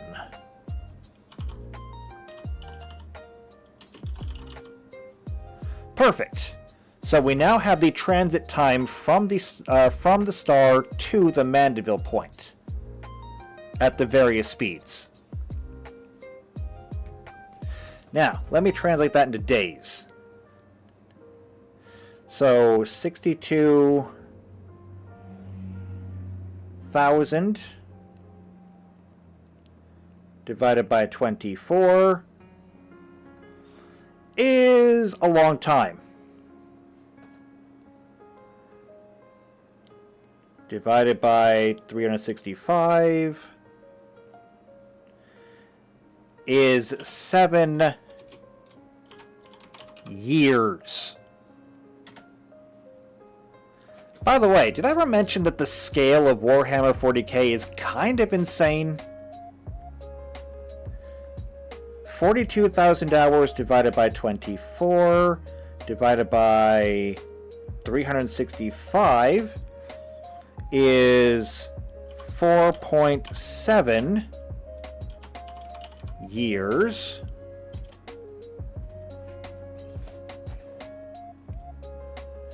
$31,000 hours divided by 24 is 1,291 days divided by 365 is 3.5.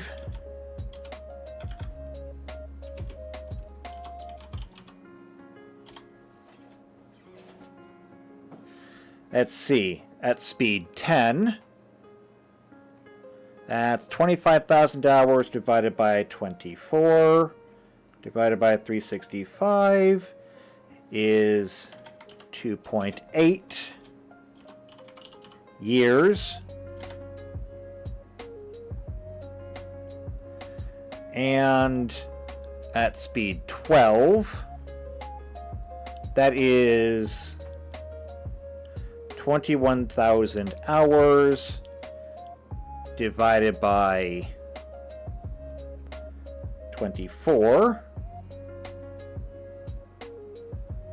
divided by 365. Okay, and that is only 2.4 years. So, here's the initial problem that I see.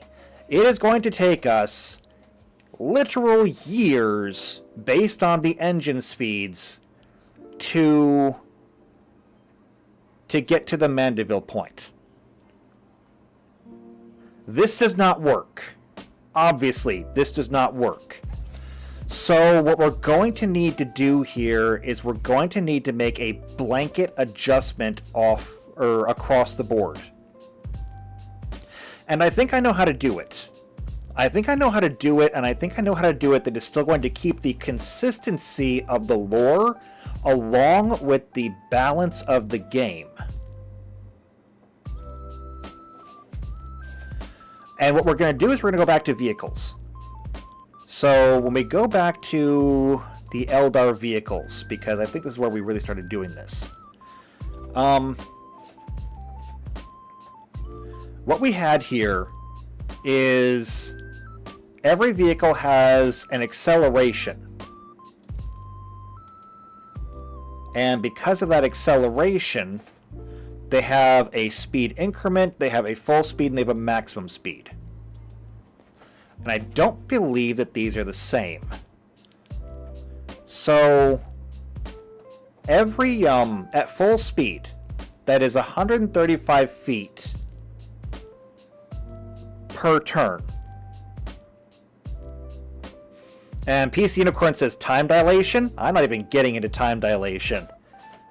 Fuck off with Einsteinian relativity. We are not going there this time. Alright, so full speed is 135 feet per 6 seconds. For a full minute, that is going to be times 10. So it's going to be 1,350 feet per minute. So 1,350 feet per minute times 60 minutes is 81,000 feet per hour. Now, how does that translate? So, feet to miles.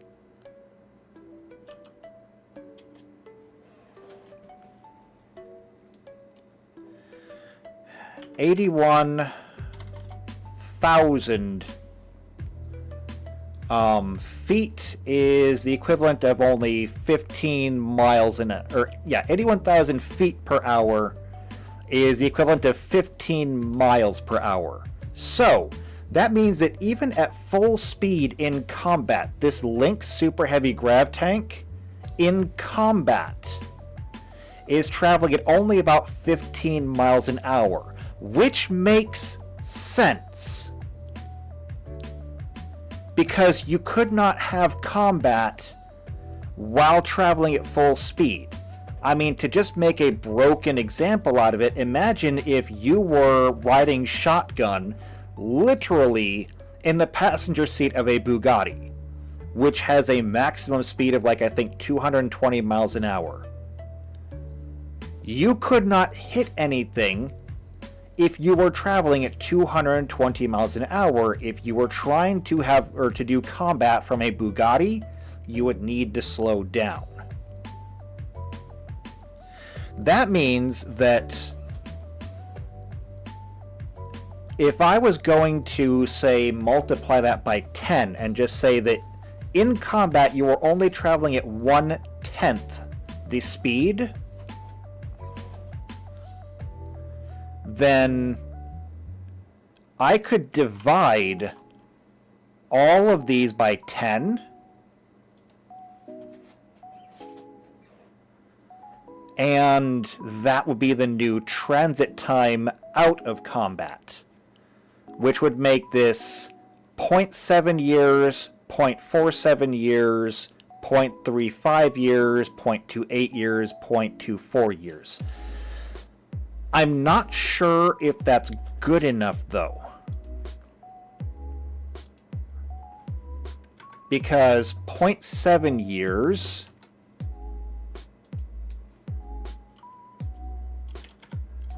0.47 years, and etc. 0.28 years and 0.24 years. So that's still a lot of days. I mean, that's a lot of days.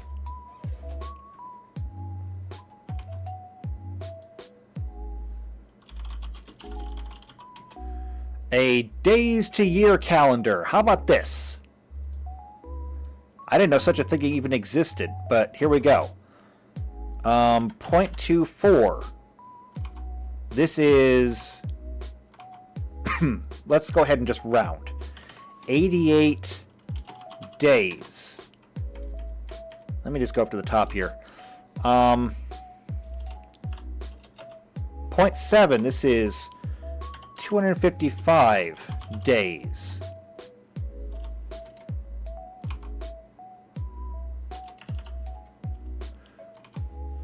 This is 172 days. We'll call this one 128 days because I'm rounding. And 102.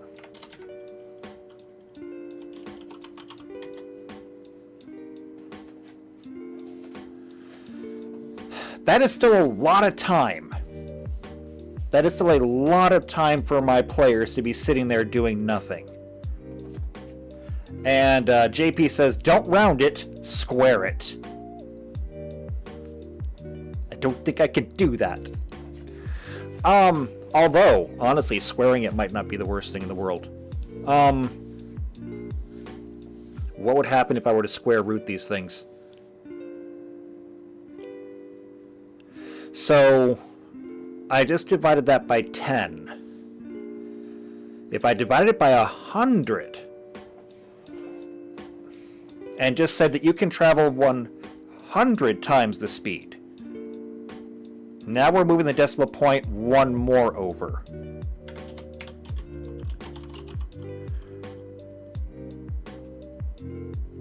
.07 tiers? No, years. 0.047 years. 0.035 years. 0.028 years.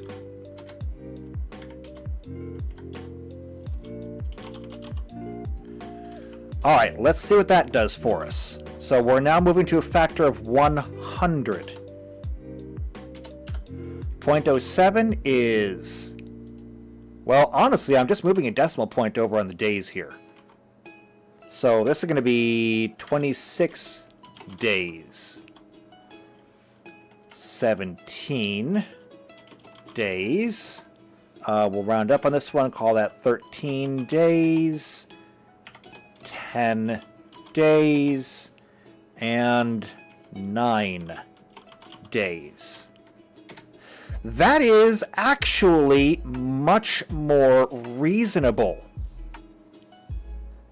That is a much more reasonable time. It's still a lot of time if your characters only have an engine that travels at speed 4.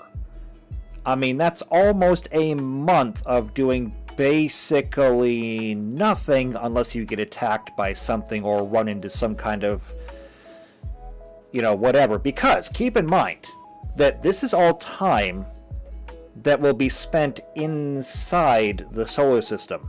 You could come across any manner of Xeno, any kind of stellar anomaly.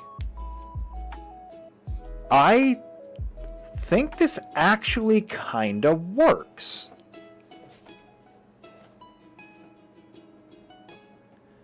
I think this kind of works. Now, my original intention was to apply this to each different kind of star, but after all the work that I just put into this, I'm not doing that. I'm not doing that. All of my stars are going to be the same size now. I'm sorry about that, but I'm not doing that twice, much less 7 times. But I think this will work. Now, what we need is actually a system of what happens if you fail your check.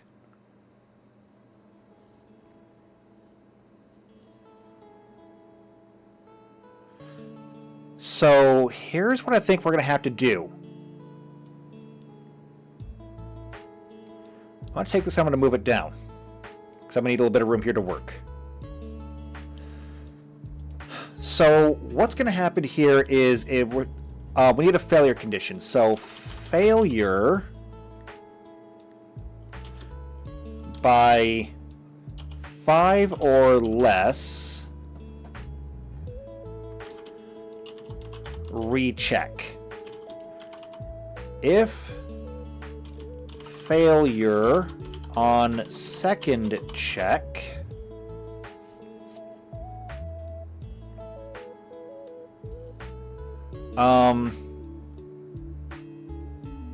here's what we're gonna do.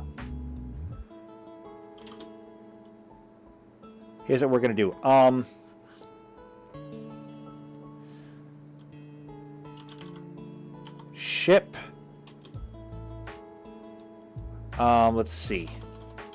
Well, I don't know what would happen if you failed when you were entering the warp.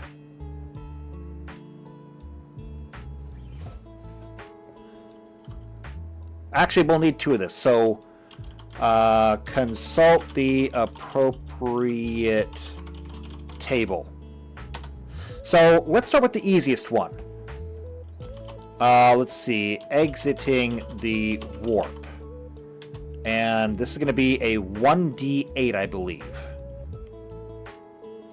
Because I already have an idea in my head. So, if it is a 1.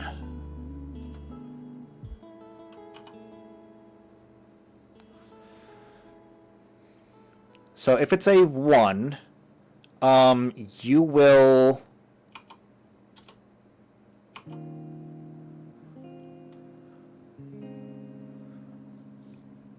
let's see. So you're going, if you roll a 1 on this, you're going to exit inside the solar system. Now, this is supposed to be dangerous for a variety of reasons, because of interstellar debris, gravitational forces, etc.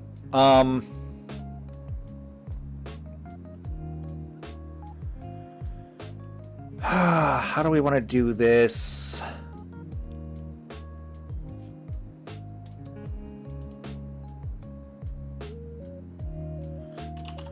It's going to be a roll.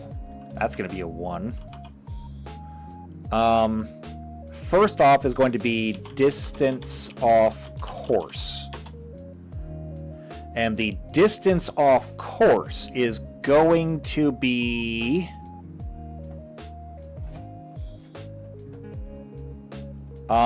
oh, I know exactly how we're going to do this. I know exactly how we'll do this. It is going to be a 1d20 minus piloting or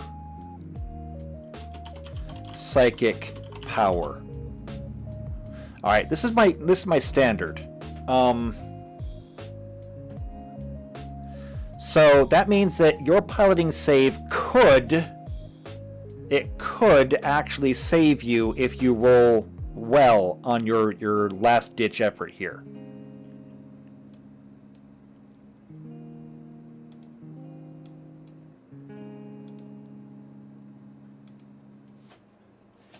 And let's see.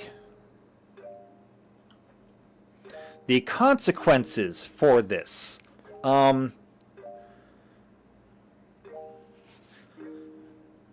It is going to do hull damage, I believe. So the damage is going to be... And let's see.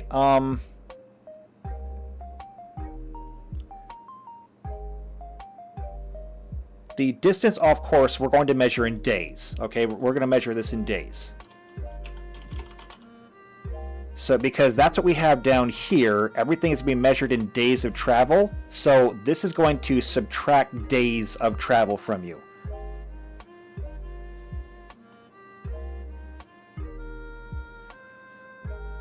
So however many days...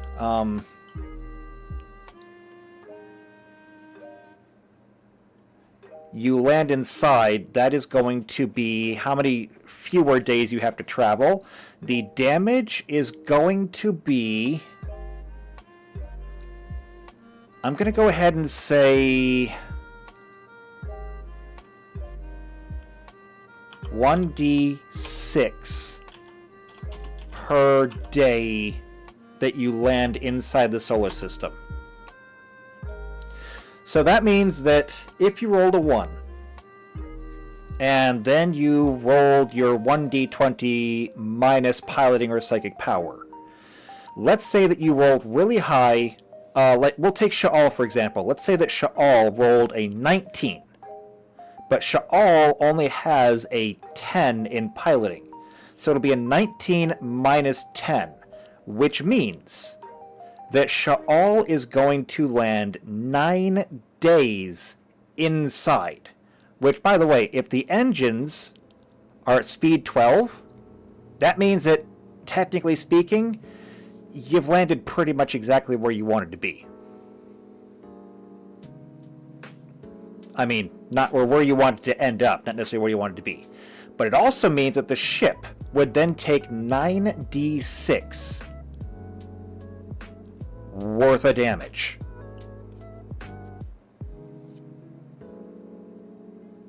Which would be bad.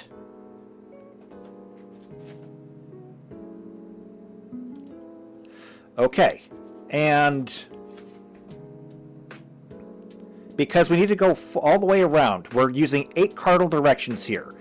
Number 1 is going to be directly into the solar system towards the star. 2 to 3. No, don't do that. Reformat everything. I hate that you always lose your formatting when I move things around.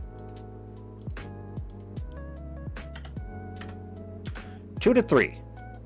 This is going to be a 1d20 minus piloting check or psychic power, and then result divided by 2. Because you're not going straight in, you're going at an angle. So if number 1 is straight, 2 and 3 are the diagonals on either side of straight. So now we're going to have half the days, and it's going to be a 1d4 per day.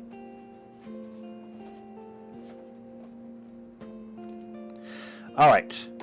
4 through 6. This is going to be no change. And the reason for that is because if we're thinking about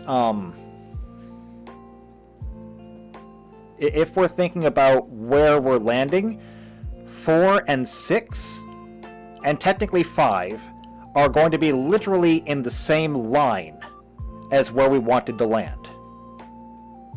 Because, like, if this is the line that we wanted to land on, and we'll just color this green,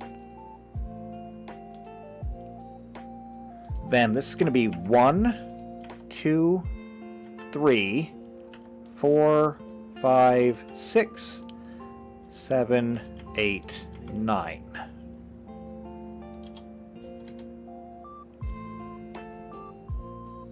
Just like that.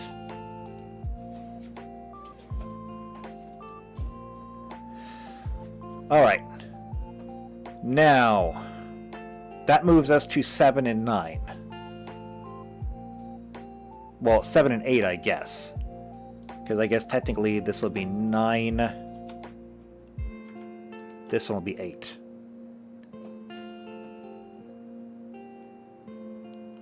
JP says, invade Greenland. I have a better idea. Just buy it. Alright, 7 and 8 is going to be... Oh, and this is going to be... No damage. This is going to be, again...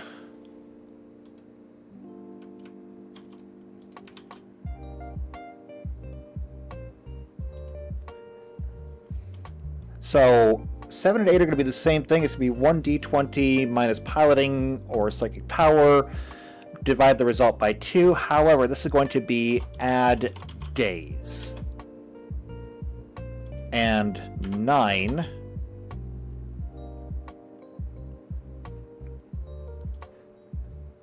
Actually, you know what? I'm going to redo my numbers here a little bit. 5, 6, 8, 7. There we go. So 4, 5, 6, 7, and 8. I don't want to deal with fictional dice if I don't have to. This is going to be the same thing here, and it's going to be add days. So there we go. That is our exiting the warp. So if you fail and then fail again, one of these things will happen. You will either exit inside the solar system where it's going to be dangerous,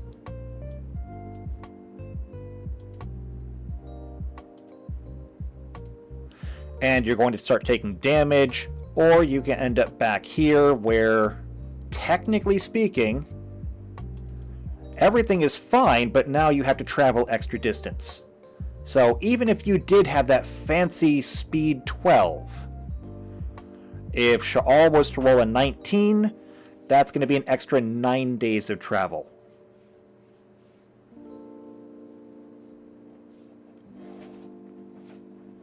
Now again, if you rolled a low number, you could end up right back in the green area anyway with no damage and no added days. So there's always that chance that you can fix it.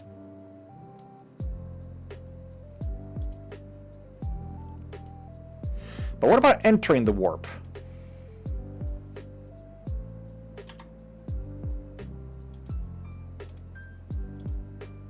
What about entering the warp?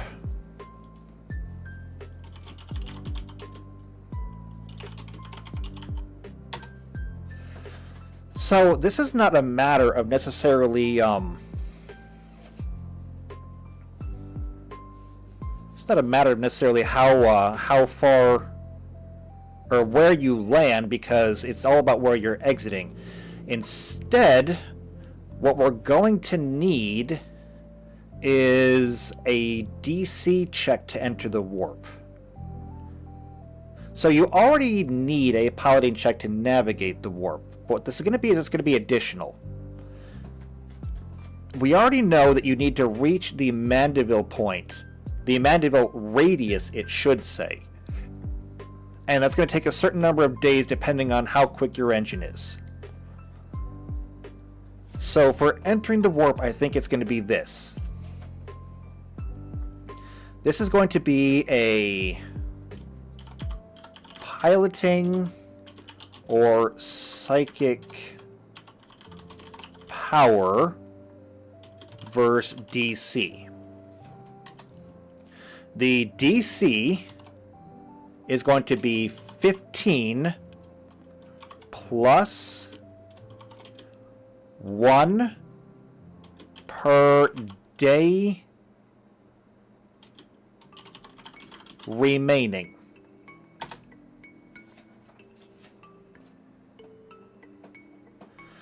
And let's see.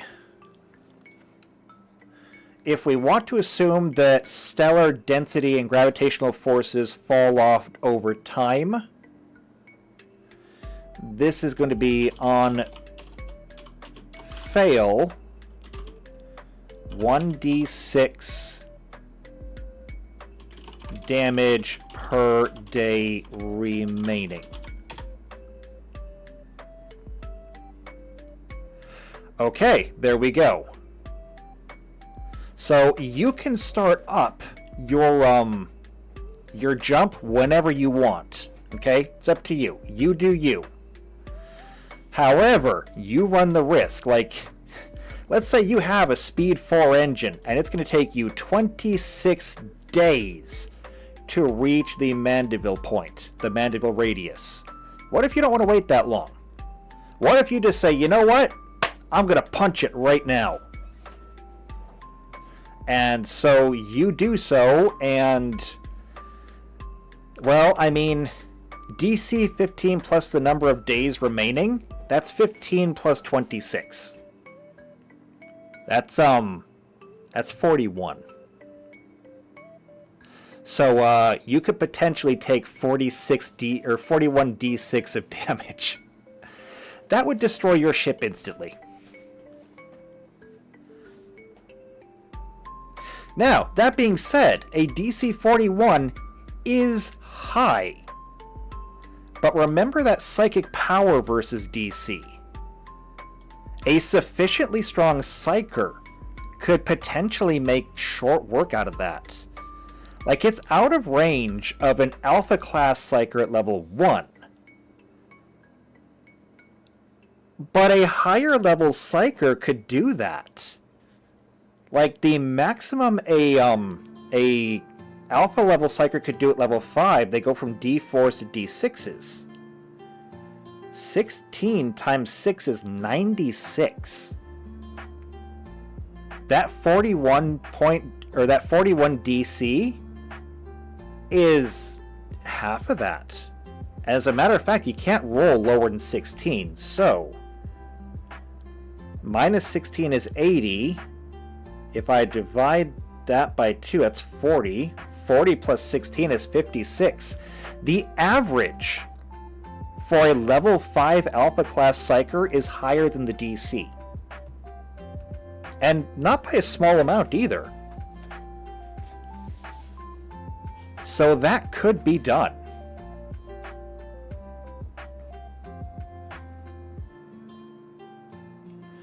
Alright, so we're going to keep that as it is.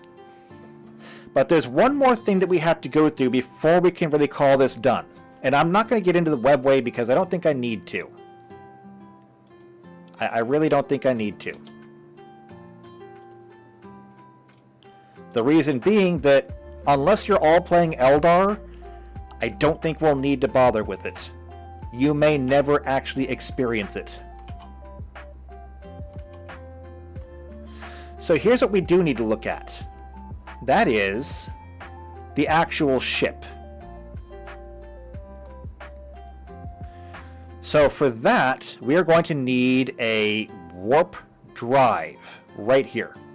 So let's take a look. The warp drive, or warp engines, are devices integrated into the spacecraft used by many intelligent races to actually enter the warp, an alternate dimension of purely psychic energy that echoes and underlies the familiar 4 dimensions of real space. We just read all about that. It allows them to enter the warp and travel its currents until re-emerging. We've already discussed that and made our system. They are huge and bulky devices which only large void ships possess the cargo capacity to carry. This we will have to handwave, because we need the ability for any ship to go to warp. Now, we can make exceptions. We can say that it has to be installed on at least like a medium-sized ship. Otherwise, the players probably just wouldn't be able to actually control that much of a ship. We have to keep in mind that we are limited somewhat by the the actual game. So it lets them bypass light years of real space in a relatively short time. Yes. Okay. So warp navigation, we've already discussed it. We already have a system for it. What we need is information on the warp drive itself and the Geller field.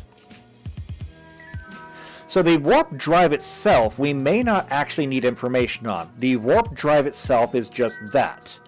In Starfinder, you have a hyperspace engine that allows you to enter the drift, which is kind of the same thing, but less homicidal. In Star Trek, you have a warp drive, which lets you enter subspace. And in 40K, you have the warp. Now, how each one of these things work is varied, but it doesn't really matter. All we have to know is that it works. It opens a portal and you can enter. What is important is this. The Geller field. Now, this is where things are going to get oppressively difficult for the players. So, the technology that creates a protective Geller field, also spelled Geller field, around an Imperial starship intended for faster light travel was invented along with the warp drive by humanity sometime in the 18th millennium, during the Age of Technology, which was a great age. The technology, formerly called a Geller field device, allowed warp-capable starships and their occupants to survive the extremely hazardous environment of warp space, also known as the Immaterium. The Geller field protects the starship and its occupants from the hostility of the psychically reactive warp environment itself, as well as from the predation of warp entities such as demons and enslavers.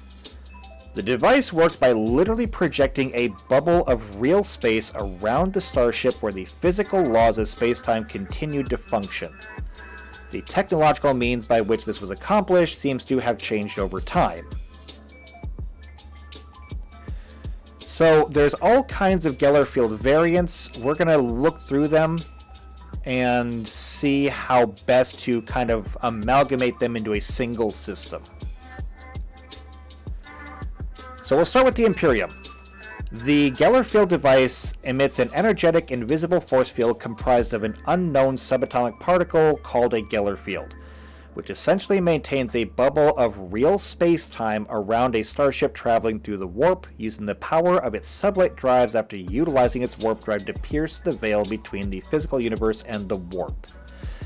Remember that the warp does not obey the normal laws of physics. This is how we can travel faster than light using the warp.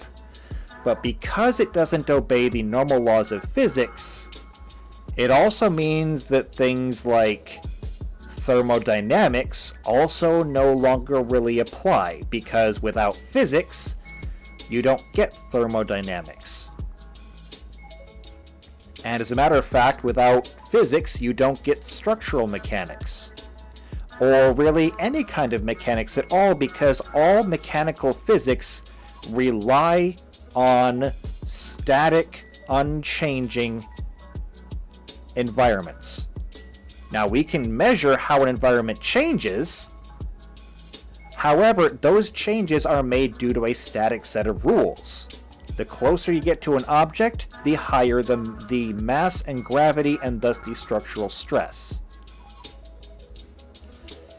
The warp doesn't obey that, which means that you could build a starship that is capable of re-entering the atmosphere of a terrestrial planet, but if it's suddenly subjected to gravitational forces of, say, that of a gas giant, it's going to be ripped to pieces. And the warp can do that. So this is why the Geller field is required. Any ship without one is either going to be invaded by demons, because you're in their territory now, or it's simply going to be torn apart or crushed. Since entities native to the Immaterium cannot breach its boundaries to enter the physical universe except under very specialized circumstances, creatures native to the warp are repelled by the boundaries projected by the Geller field. Warp entities would tear the starship apart to reach and consume the souls of the mortal crew. As such, the field must be active at all times. For the field to work, the starship must be entirely sealed. No open entrances that would breach the shield's protective envelope are allowed. So it seems like it would be a skin, actually, not a sphere.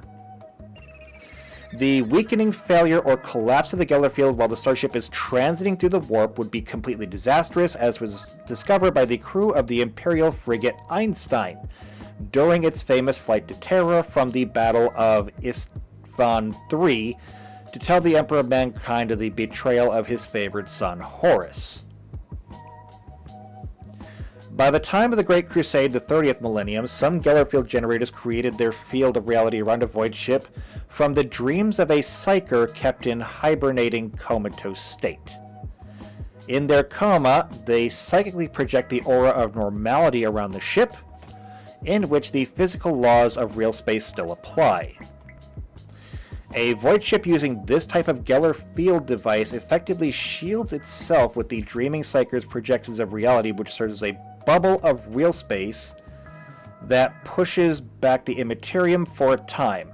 However, these psykers generally lose their lives through this process after a relatively short time, which means that any warp-capable void ship using this type of Geller field must have a new psyker battery to replace the old one at a constant pace.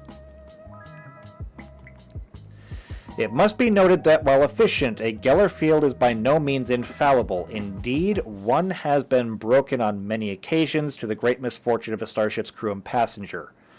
The commonplace disappearances of starships in the warp is often attributed to the Geller field failure, and the Imperium has come to accept that a small but significant percentage of its interstellar traffic will be constantly lost due to accidents of this kind.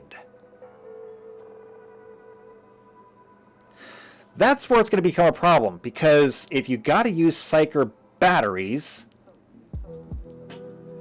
psykers are kind of hard to find. Now, it does say, however, that they generally lose their lives to this process after a relatively short time. Generally means not always, which means that whatever psyker happens to be powering the void, the Geller field, gets a save. Now, whether it's a will save or a fortitude save, I don't know.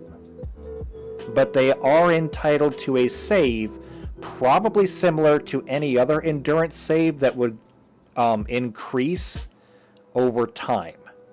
Now, I can make that save very generous. Maybe starting at something like a 5. And then the longer you travel, the harder it gets. Okay. Notable Geller field variants. The Bellicane pattern. It's long been associated with construction of protective barriers. It's an experimental warp field which offers enhanced warp handling capabilities.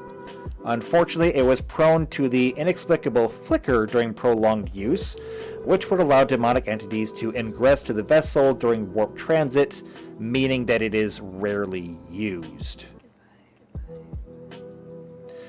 Okay, then there's orcs.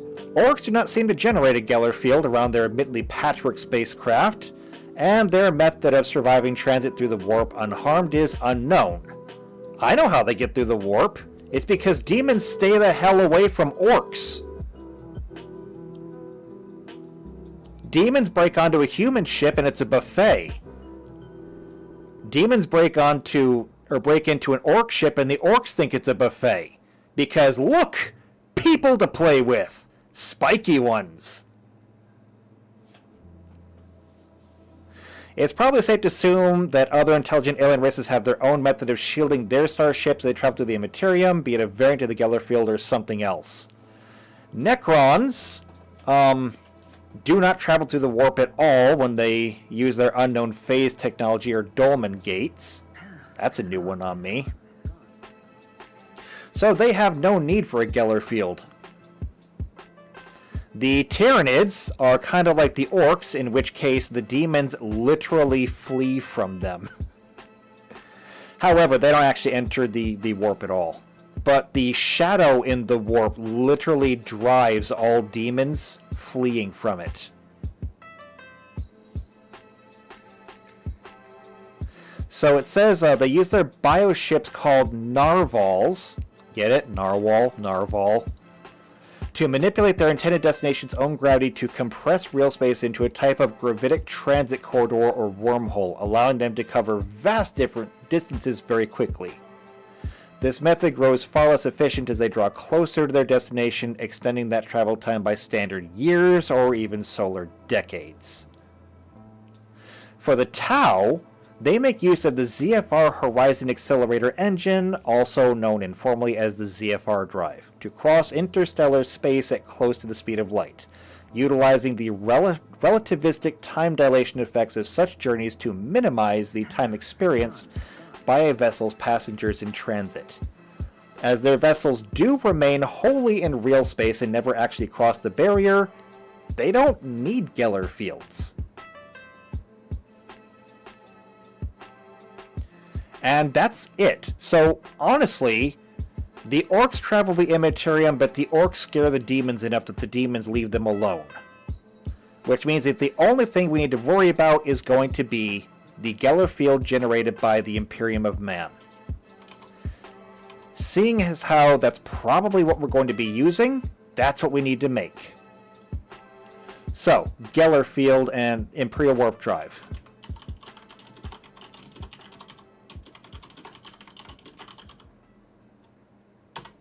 So first things first, the hyperspace engine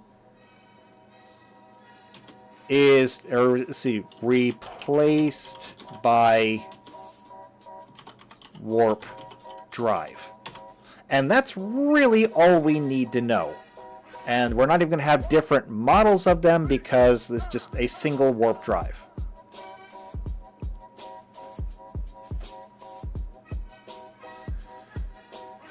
Everything else is done by way of just the engines here. Now, one thing that I didn't take into consideration is that technically when you're transiting the warp, you do so using these engines. And I did not take that into consideration when I was calculating how long you're in the warp. But then again, it is the warp. Physics doesn't apply, so maybe the type of engines that you're using doesn't really matter.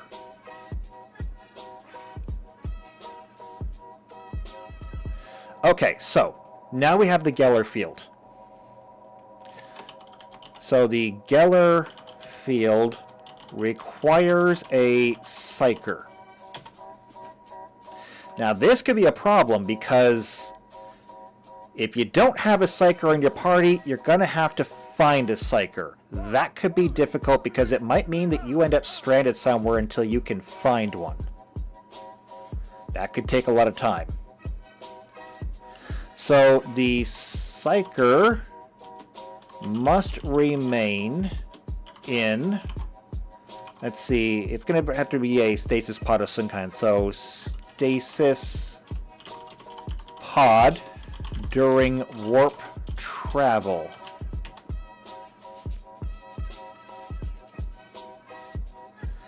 Now, while they're in the pod, Geller field strength will equal a psychic power roll. Now, that means that technically speaking, if they rolled really poorly, something might be able to get through it anyway. But it does mean that basically, unless they rolled a 1, which is impossible because it's not that kind of check, it is literally impossible for there to be no Geller field. Even if they were an Alpha class Psyker and rolled all 1s, the Geller field strength would still be at least 16. So that's the field strength. Now, as for the check versus death, let's see. For every hour of warp travel, Here's where we have to make the decision. It is a fortitude check or is it a will save? Or fortitude save or will save. Given that it is versus death, generally speaking, that is a fortitude save. So I'm going to have to go ahead and say it's going to be a fortitude save versus DC, and oh boy. So in Warhammer 40k, lives are cheap. I mean, this is why literally everything is done by hand, it's done by mankind, it's done by living beings, and they don't really use automation at all. For players in this game, however, life is not cheap. I mean, player characters are important. It's your character. It's your resources. So we cannot be as flippant with them. What I think we're going to do here is it's going to be a fortitude save of 5. Plus 1 for every hour after the first.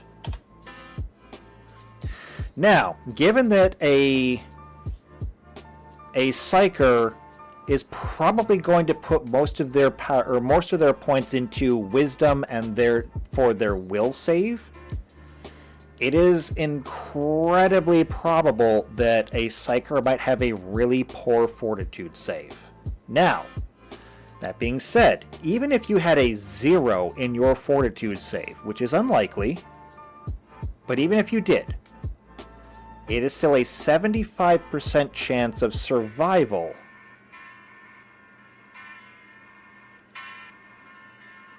on that first hour. Afterwards, it goes down to 70%, 65, 60, 55, and it just keeps getting worse. On fail,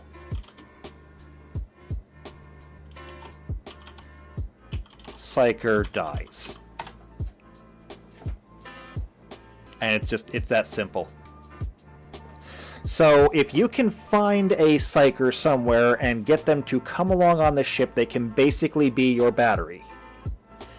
If one of your party members is a psyker, then that party member can act as the battery for the Geller field.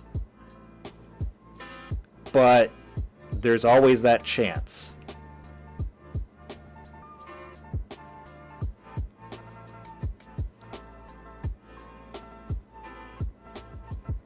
Now, I don't like the fact that it's a single check, though. I really feel like there should be a secondary one.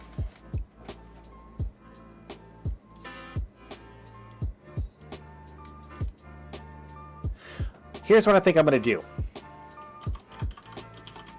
I'm going to do a will save versus DC 5 plus 1 for every hour after the first. And that is just to resist the warp in general. On fail, fortitude save versus death.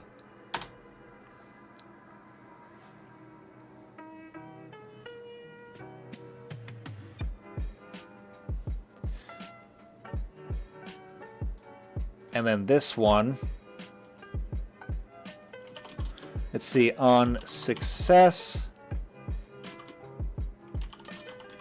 continue till next hour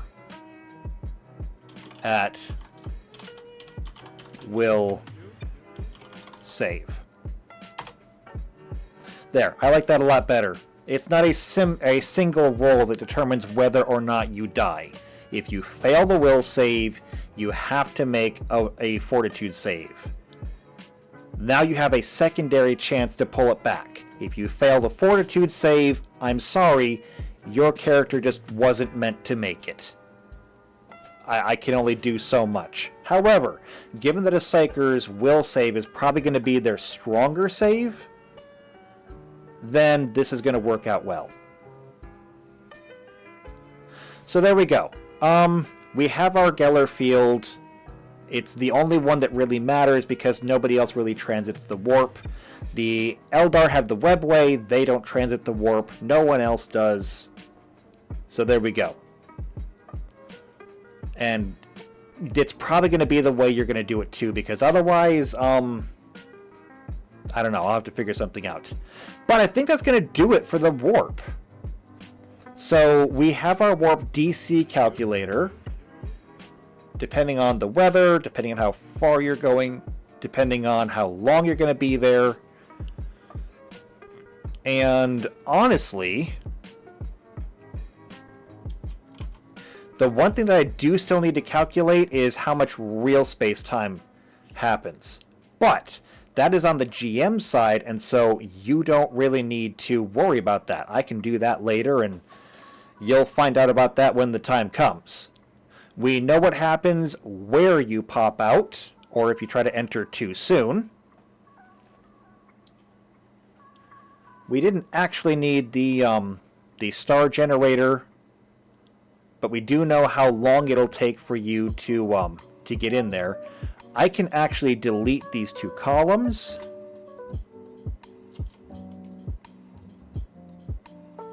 Well, I guess I can't actually delete those, but I can take this and shove it over there. There we go. And so that shows how long it'll take if you arrive at the Mandeville point, and we've got the equipment that we need to do this. Now, the Geller field is going to require a stasis pod. That will come with the warp drive. So it's not like you need to install an extra expansion bay or something. It will not take up an extra expansion bay. Every ship, by and large, will need to have some kind of hyperspace engine because otherwise you cannot leave your solar system. You can barely get around your solar system. I mean, look at how long it takes us to send probes right now to other places. I think we literally just sent a new probe to Jupiter. It'll be there in like 2050 something. So any ship that you come across, any ship that you buy, build, whatever, is going to have a warp drive in it. Which actually does bring up the idea of piracy. Like if you come across another ship, if that ship has Psykers on it, free batteries. Look, no one is playing Warhammer 40k because it's nice. But okay, I think we're done. I think we're actually done. I mean, let's just go back here and take a quick look. We'll take a quick look. So, factions that we did the Imperial Guard. We decided to strike the Adeptus Astartes because they're not playable anymore. We did the Mechanicum. Orcs are NPCs. We did the Tau. We did the Eldar. Necron we're not doing because they're just going to be NPCs. Chaos, we didn't do a template for them, but I can make one of those up. Tyranids are obviously going to be NPCs. We did the Psykers, which the Psykers are a template. I mean, we apply that to any other character. We just did the Warp. Most of the factions had their vehicles. We didn't do vehicles for the Imperial Guard, did we? No, we totally did. Yeah, we totally did. So we got vehicles done for them. So we got the Imperial Guard. We've got the Adeptus Astartes, but those are going to be NPCs now. We have the Adeptus Mechanicus. We have Tech Priests and we have Skitarii. Tech Priests are going to be a race, so will the Skitarii. We even have Servo Skulls. They're pretty cool. Their own little familiars. We have all of their weapons and their... Actually, no, we didn't do vehicles for the Adeptus Mechanicus, but it's fine. But yeah, we got them. Radium weapons, phosphor weapons, Cognis blasters, galvanic rifles, plasma weapons, conversion fields, refractor fields, Skitarii armor. which is great because it goes on but it doesn't come off. We got the Tau. We got the Tau. We got all of their different casts. We've got the Kroot. We've got the Vespids. We've got all of their weapons, which took forever. We've got all their vehicles. We did phenomenal there. So, I mean, Tau races, which I think are super cool. I mean, we could literally have an entire Tau game, and everyone could play something different. We've got all their weapons. We've got their vehicles. We have all of their other stuff, all their support stuff. Advanced stabilization systems, command and control nodes, Dark Star warheads. We've got drones, which are great, drone controllers. So basically take any vehicle and turn it into a drone. We've got the Eldar. Craft World Eldari. We've got the regular Eldari. We've got Wraiths. So, I mean, even if you die, death is not the end. We've got Eldar Force weapons, which are based on Psykers partially, as well as all of their other stuff. Some of this does need to be updated. And as a matter of fact, we can probably do that like right now.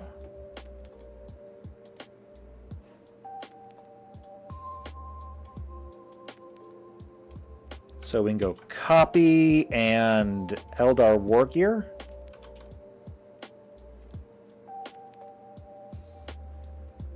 Come back to Psykers. Copy. Back to Eldars. There we go.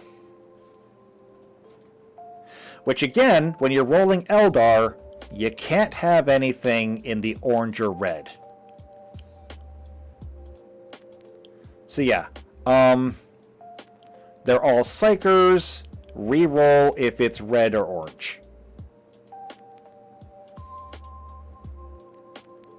So just not allowed to have that. Which means that technically speaking,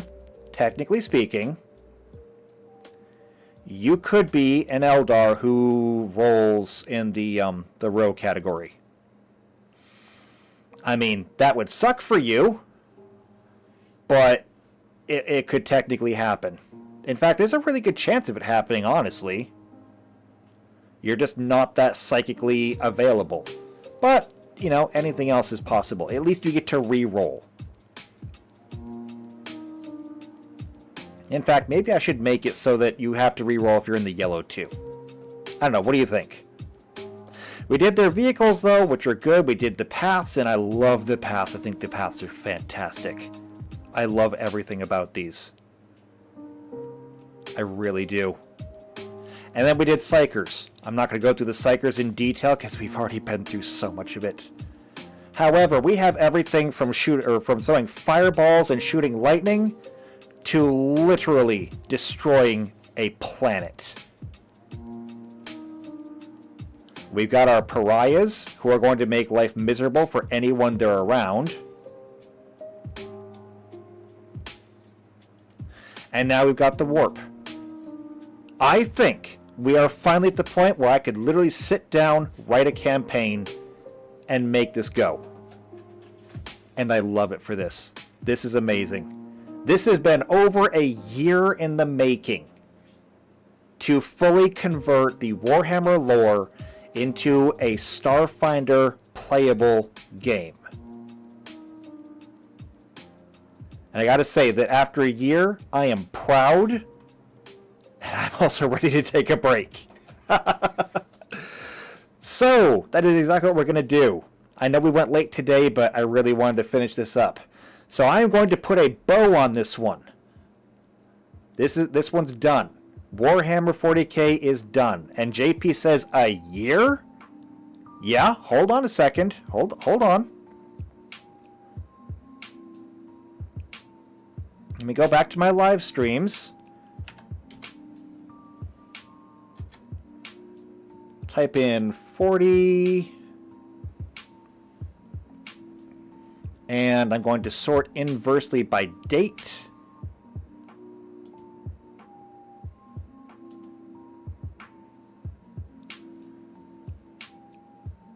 Yeah, there we go. Yep. Shadowcat Live, tabletop stream, The Grim Darkness of the Far Future. The very first Warhammer 40k stream we did was September 17th, 2023. It has been over a year in the making. It has technically been a year and a month, 13 months. And so I am absolutely ready to move on to something else. However, like I said, I'm proud. I'm very proud of what I've done here. And by the way, if we did 4 streams a month, and each stream is roughly 2 hours, but I don't know, 2 hours, 2.5 hours. Let's be generous here. Okay, let's be generous to ourselves. We'll call each one an average of about 2.5 hours. So 2.5 times 4 streams a month is 10 hours. Okay, and that's 10 hours a month times 13 months is 130 hours. Just for a nice rough average. If I divide that by 24, that is 5.5 solid days of work. I think I've put more effort into this one than some of the people at Games Workshop put into the game.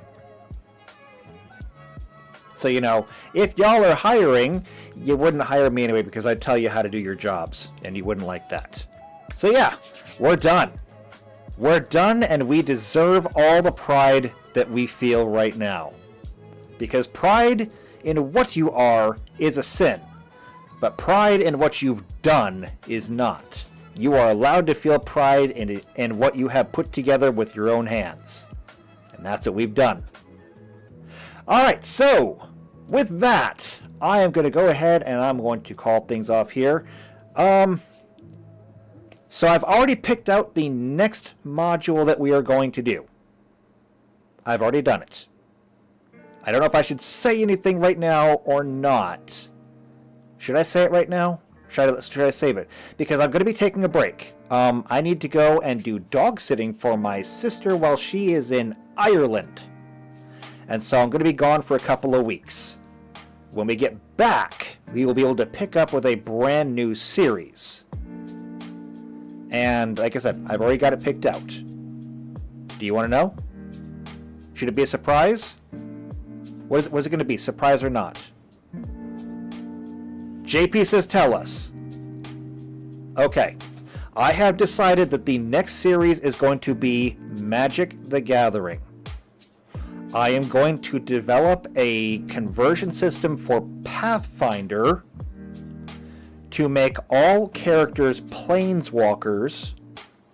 It is going to be a direct conversion system so that you can take any card in the game of Magic the Gathering and convert it to a spell in Pathfinder.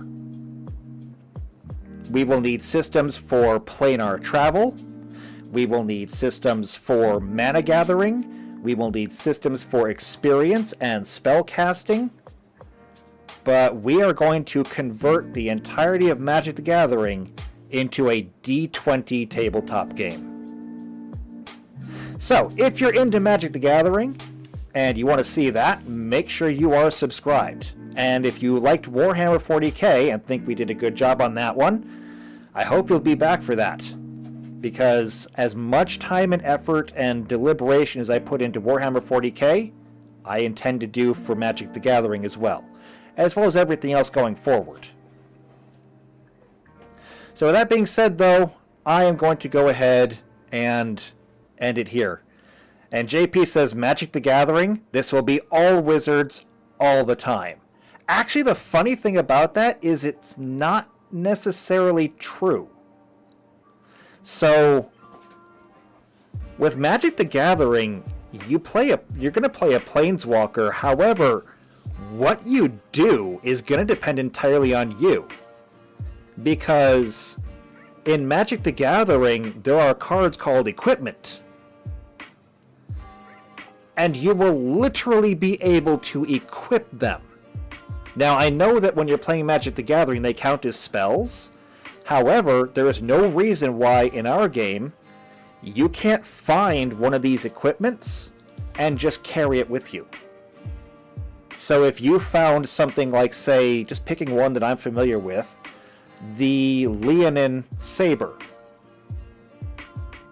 It's just a simple +1/+1 sword. However, in this case, it's a sword. There is no reason why you as a Planeswalker could not find this thing and just carry it. So if you wanted to be a martial fighter and use your Planeswalker's magic as kind of a secondary weapon, that's up to you. Would you still technically be a wizard? Kinda. But your playstyle will be determined by you, which is the case for every tabletop D20 game. Would you like to be a burn type character who casts spells? Do that. Would you like to be a summoner? That's an option too. But we're not going to get too deep into that because that's going to be waiting for us when we get back here next time. So with that being said, if you want to see that, and you want to see how we do Magic the Gathering, then make sure you subscribe to the channel, hit the bell icon, that way you get notified every time these videos come out. If you know somebody else who's into Warhammer 40k, Magic the Gathering, Starfinder, Pathfinder, Dungeons & Dragons, Call of Cthulhu, I don't know, Spelljammer, Shadowrun, whatever. If you're into tabletop games in general, share this video out with them. If you think that I'm doing a good job, leave a like on the video. If you want to, leave a comment down below. If you want to play with us, though, now that we've got, this done, Warhammer 40k is now on the table looking for a group. Okay, I need to emphasize that. It is now looking for a group. We're already running a Star Trek game. But I do have modules done for the Wheel of Time, Final Fantasy, and Warhammer 40k now. All of these are simply looking for enough players who want to play them, and I will figure out a way to make it work. So if you want to play any of these games, join the Discord. I cannot emphasize this enough. You have to join the Discord. Come to the Behind the Screen channel. Let me know what you want to play and when you're available. As soon as I can put together a gaming group for one module, I will make it happen somehow. Like, even if I have to cut back on my normal videos to run more games, I will figure out a way to make it happen. So, do that. Hopefully I'll see you in the Discord. Hopefully I see you in the Behind the Screen, because hopefully we can play a game together. I look forward to seeing you there. I look forward to seeing you in a couple of weeks when we start Magic the Gathering. And until that time, thank you sincerely for coming with me on this journey through Warhammer 40k, over a year in the making. And take care.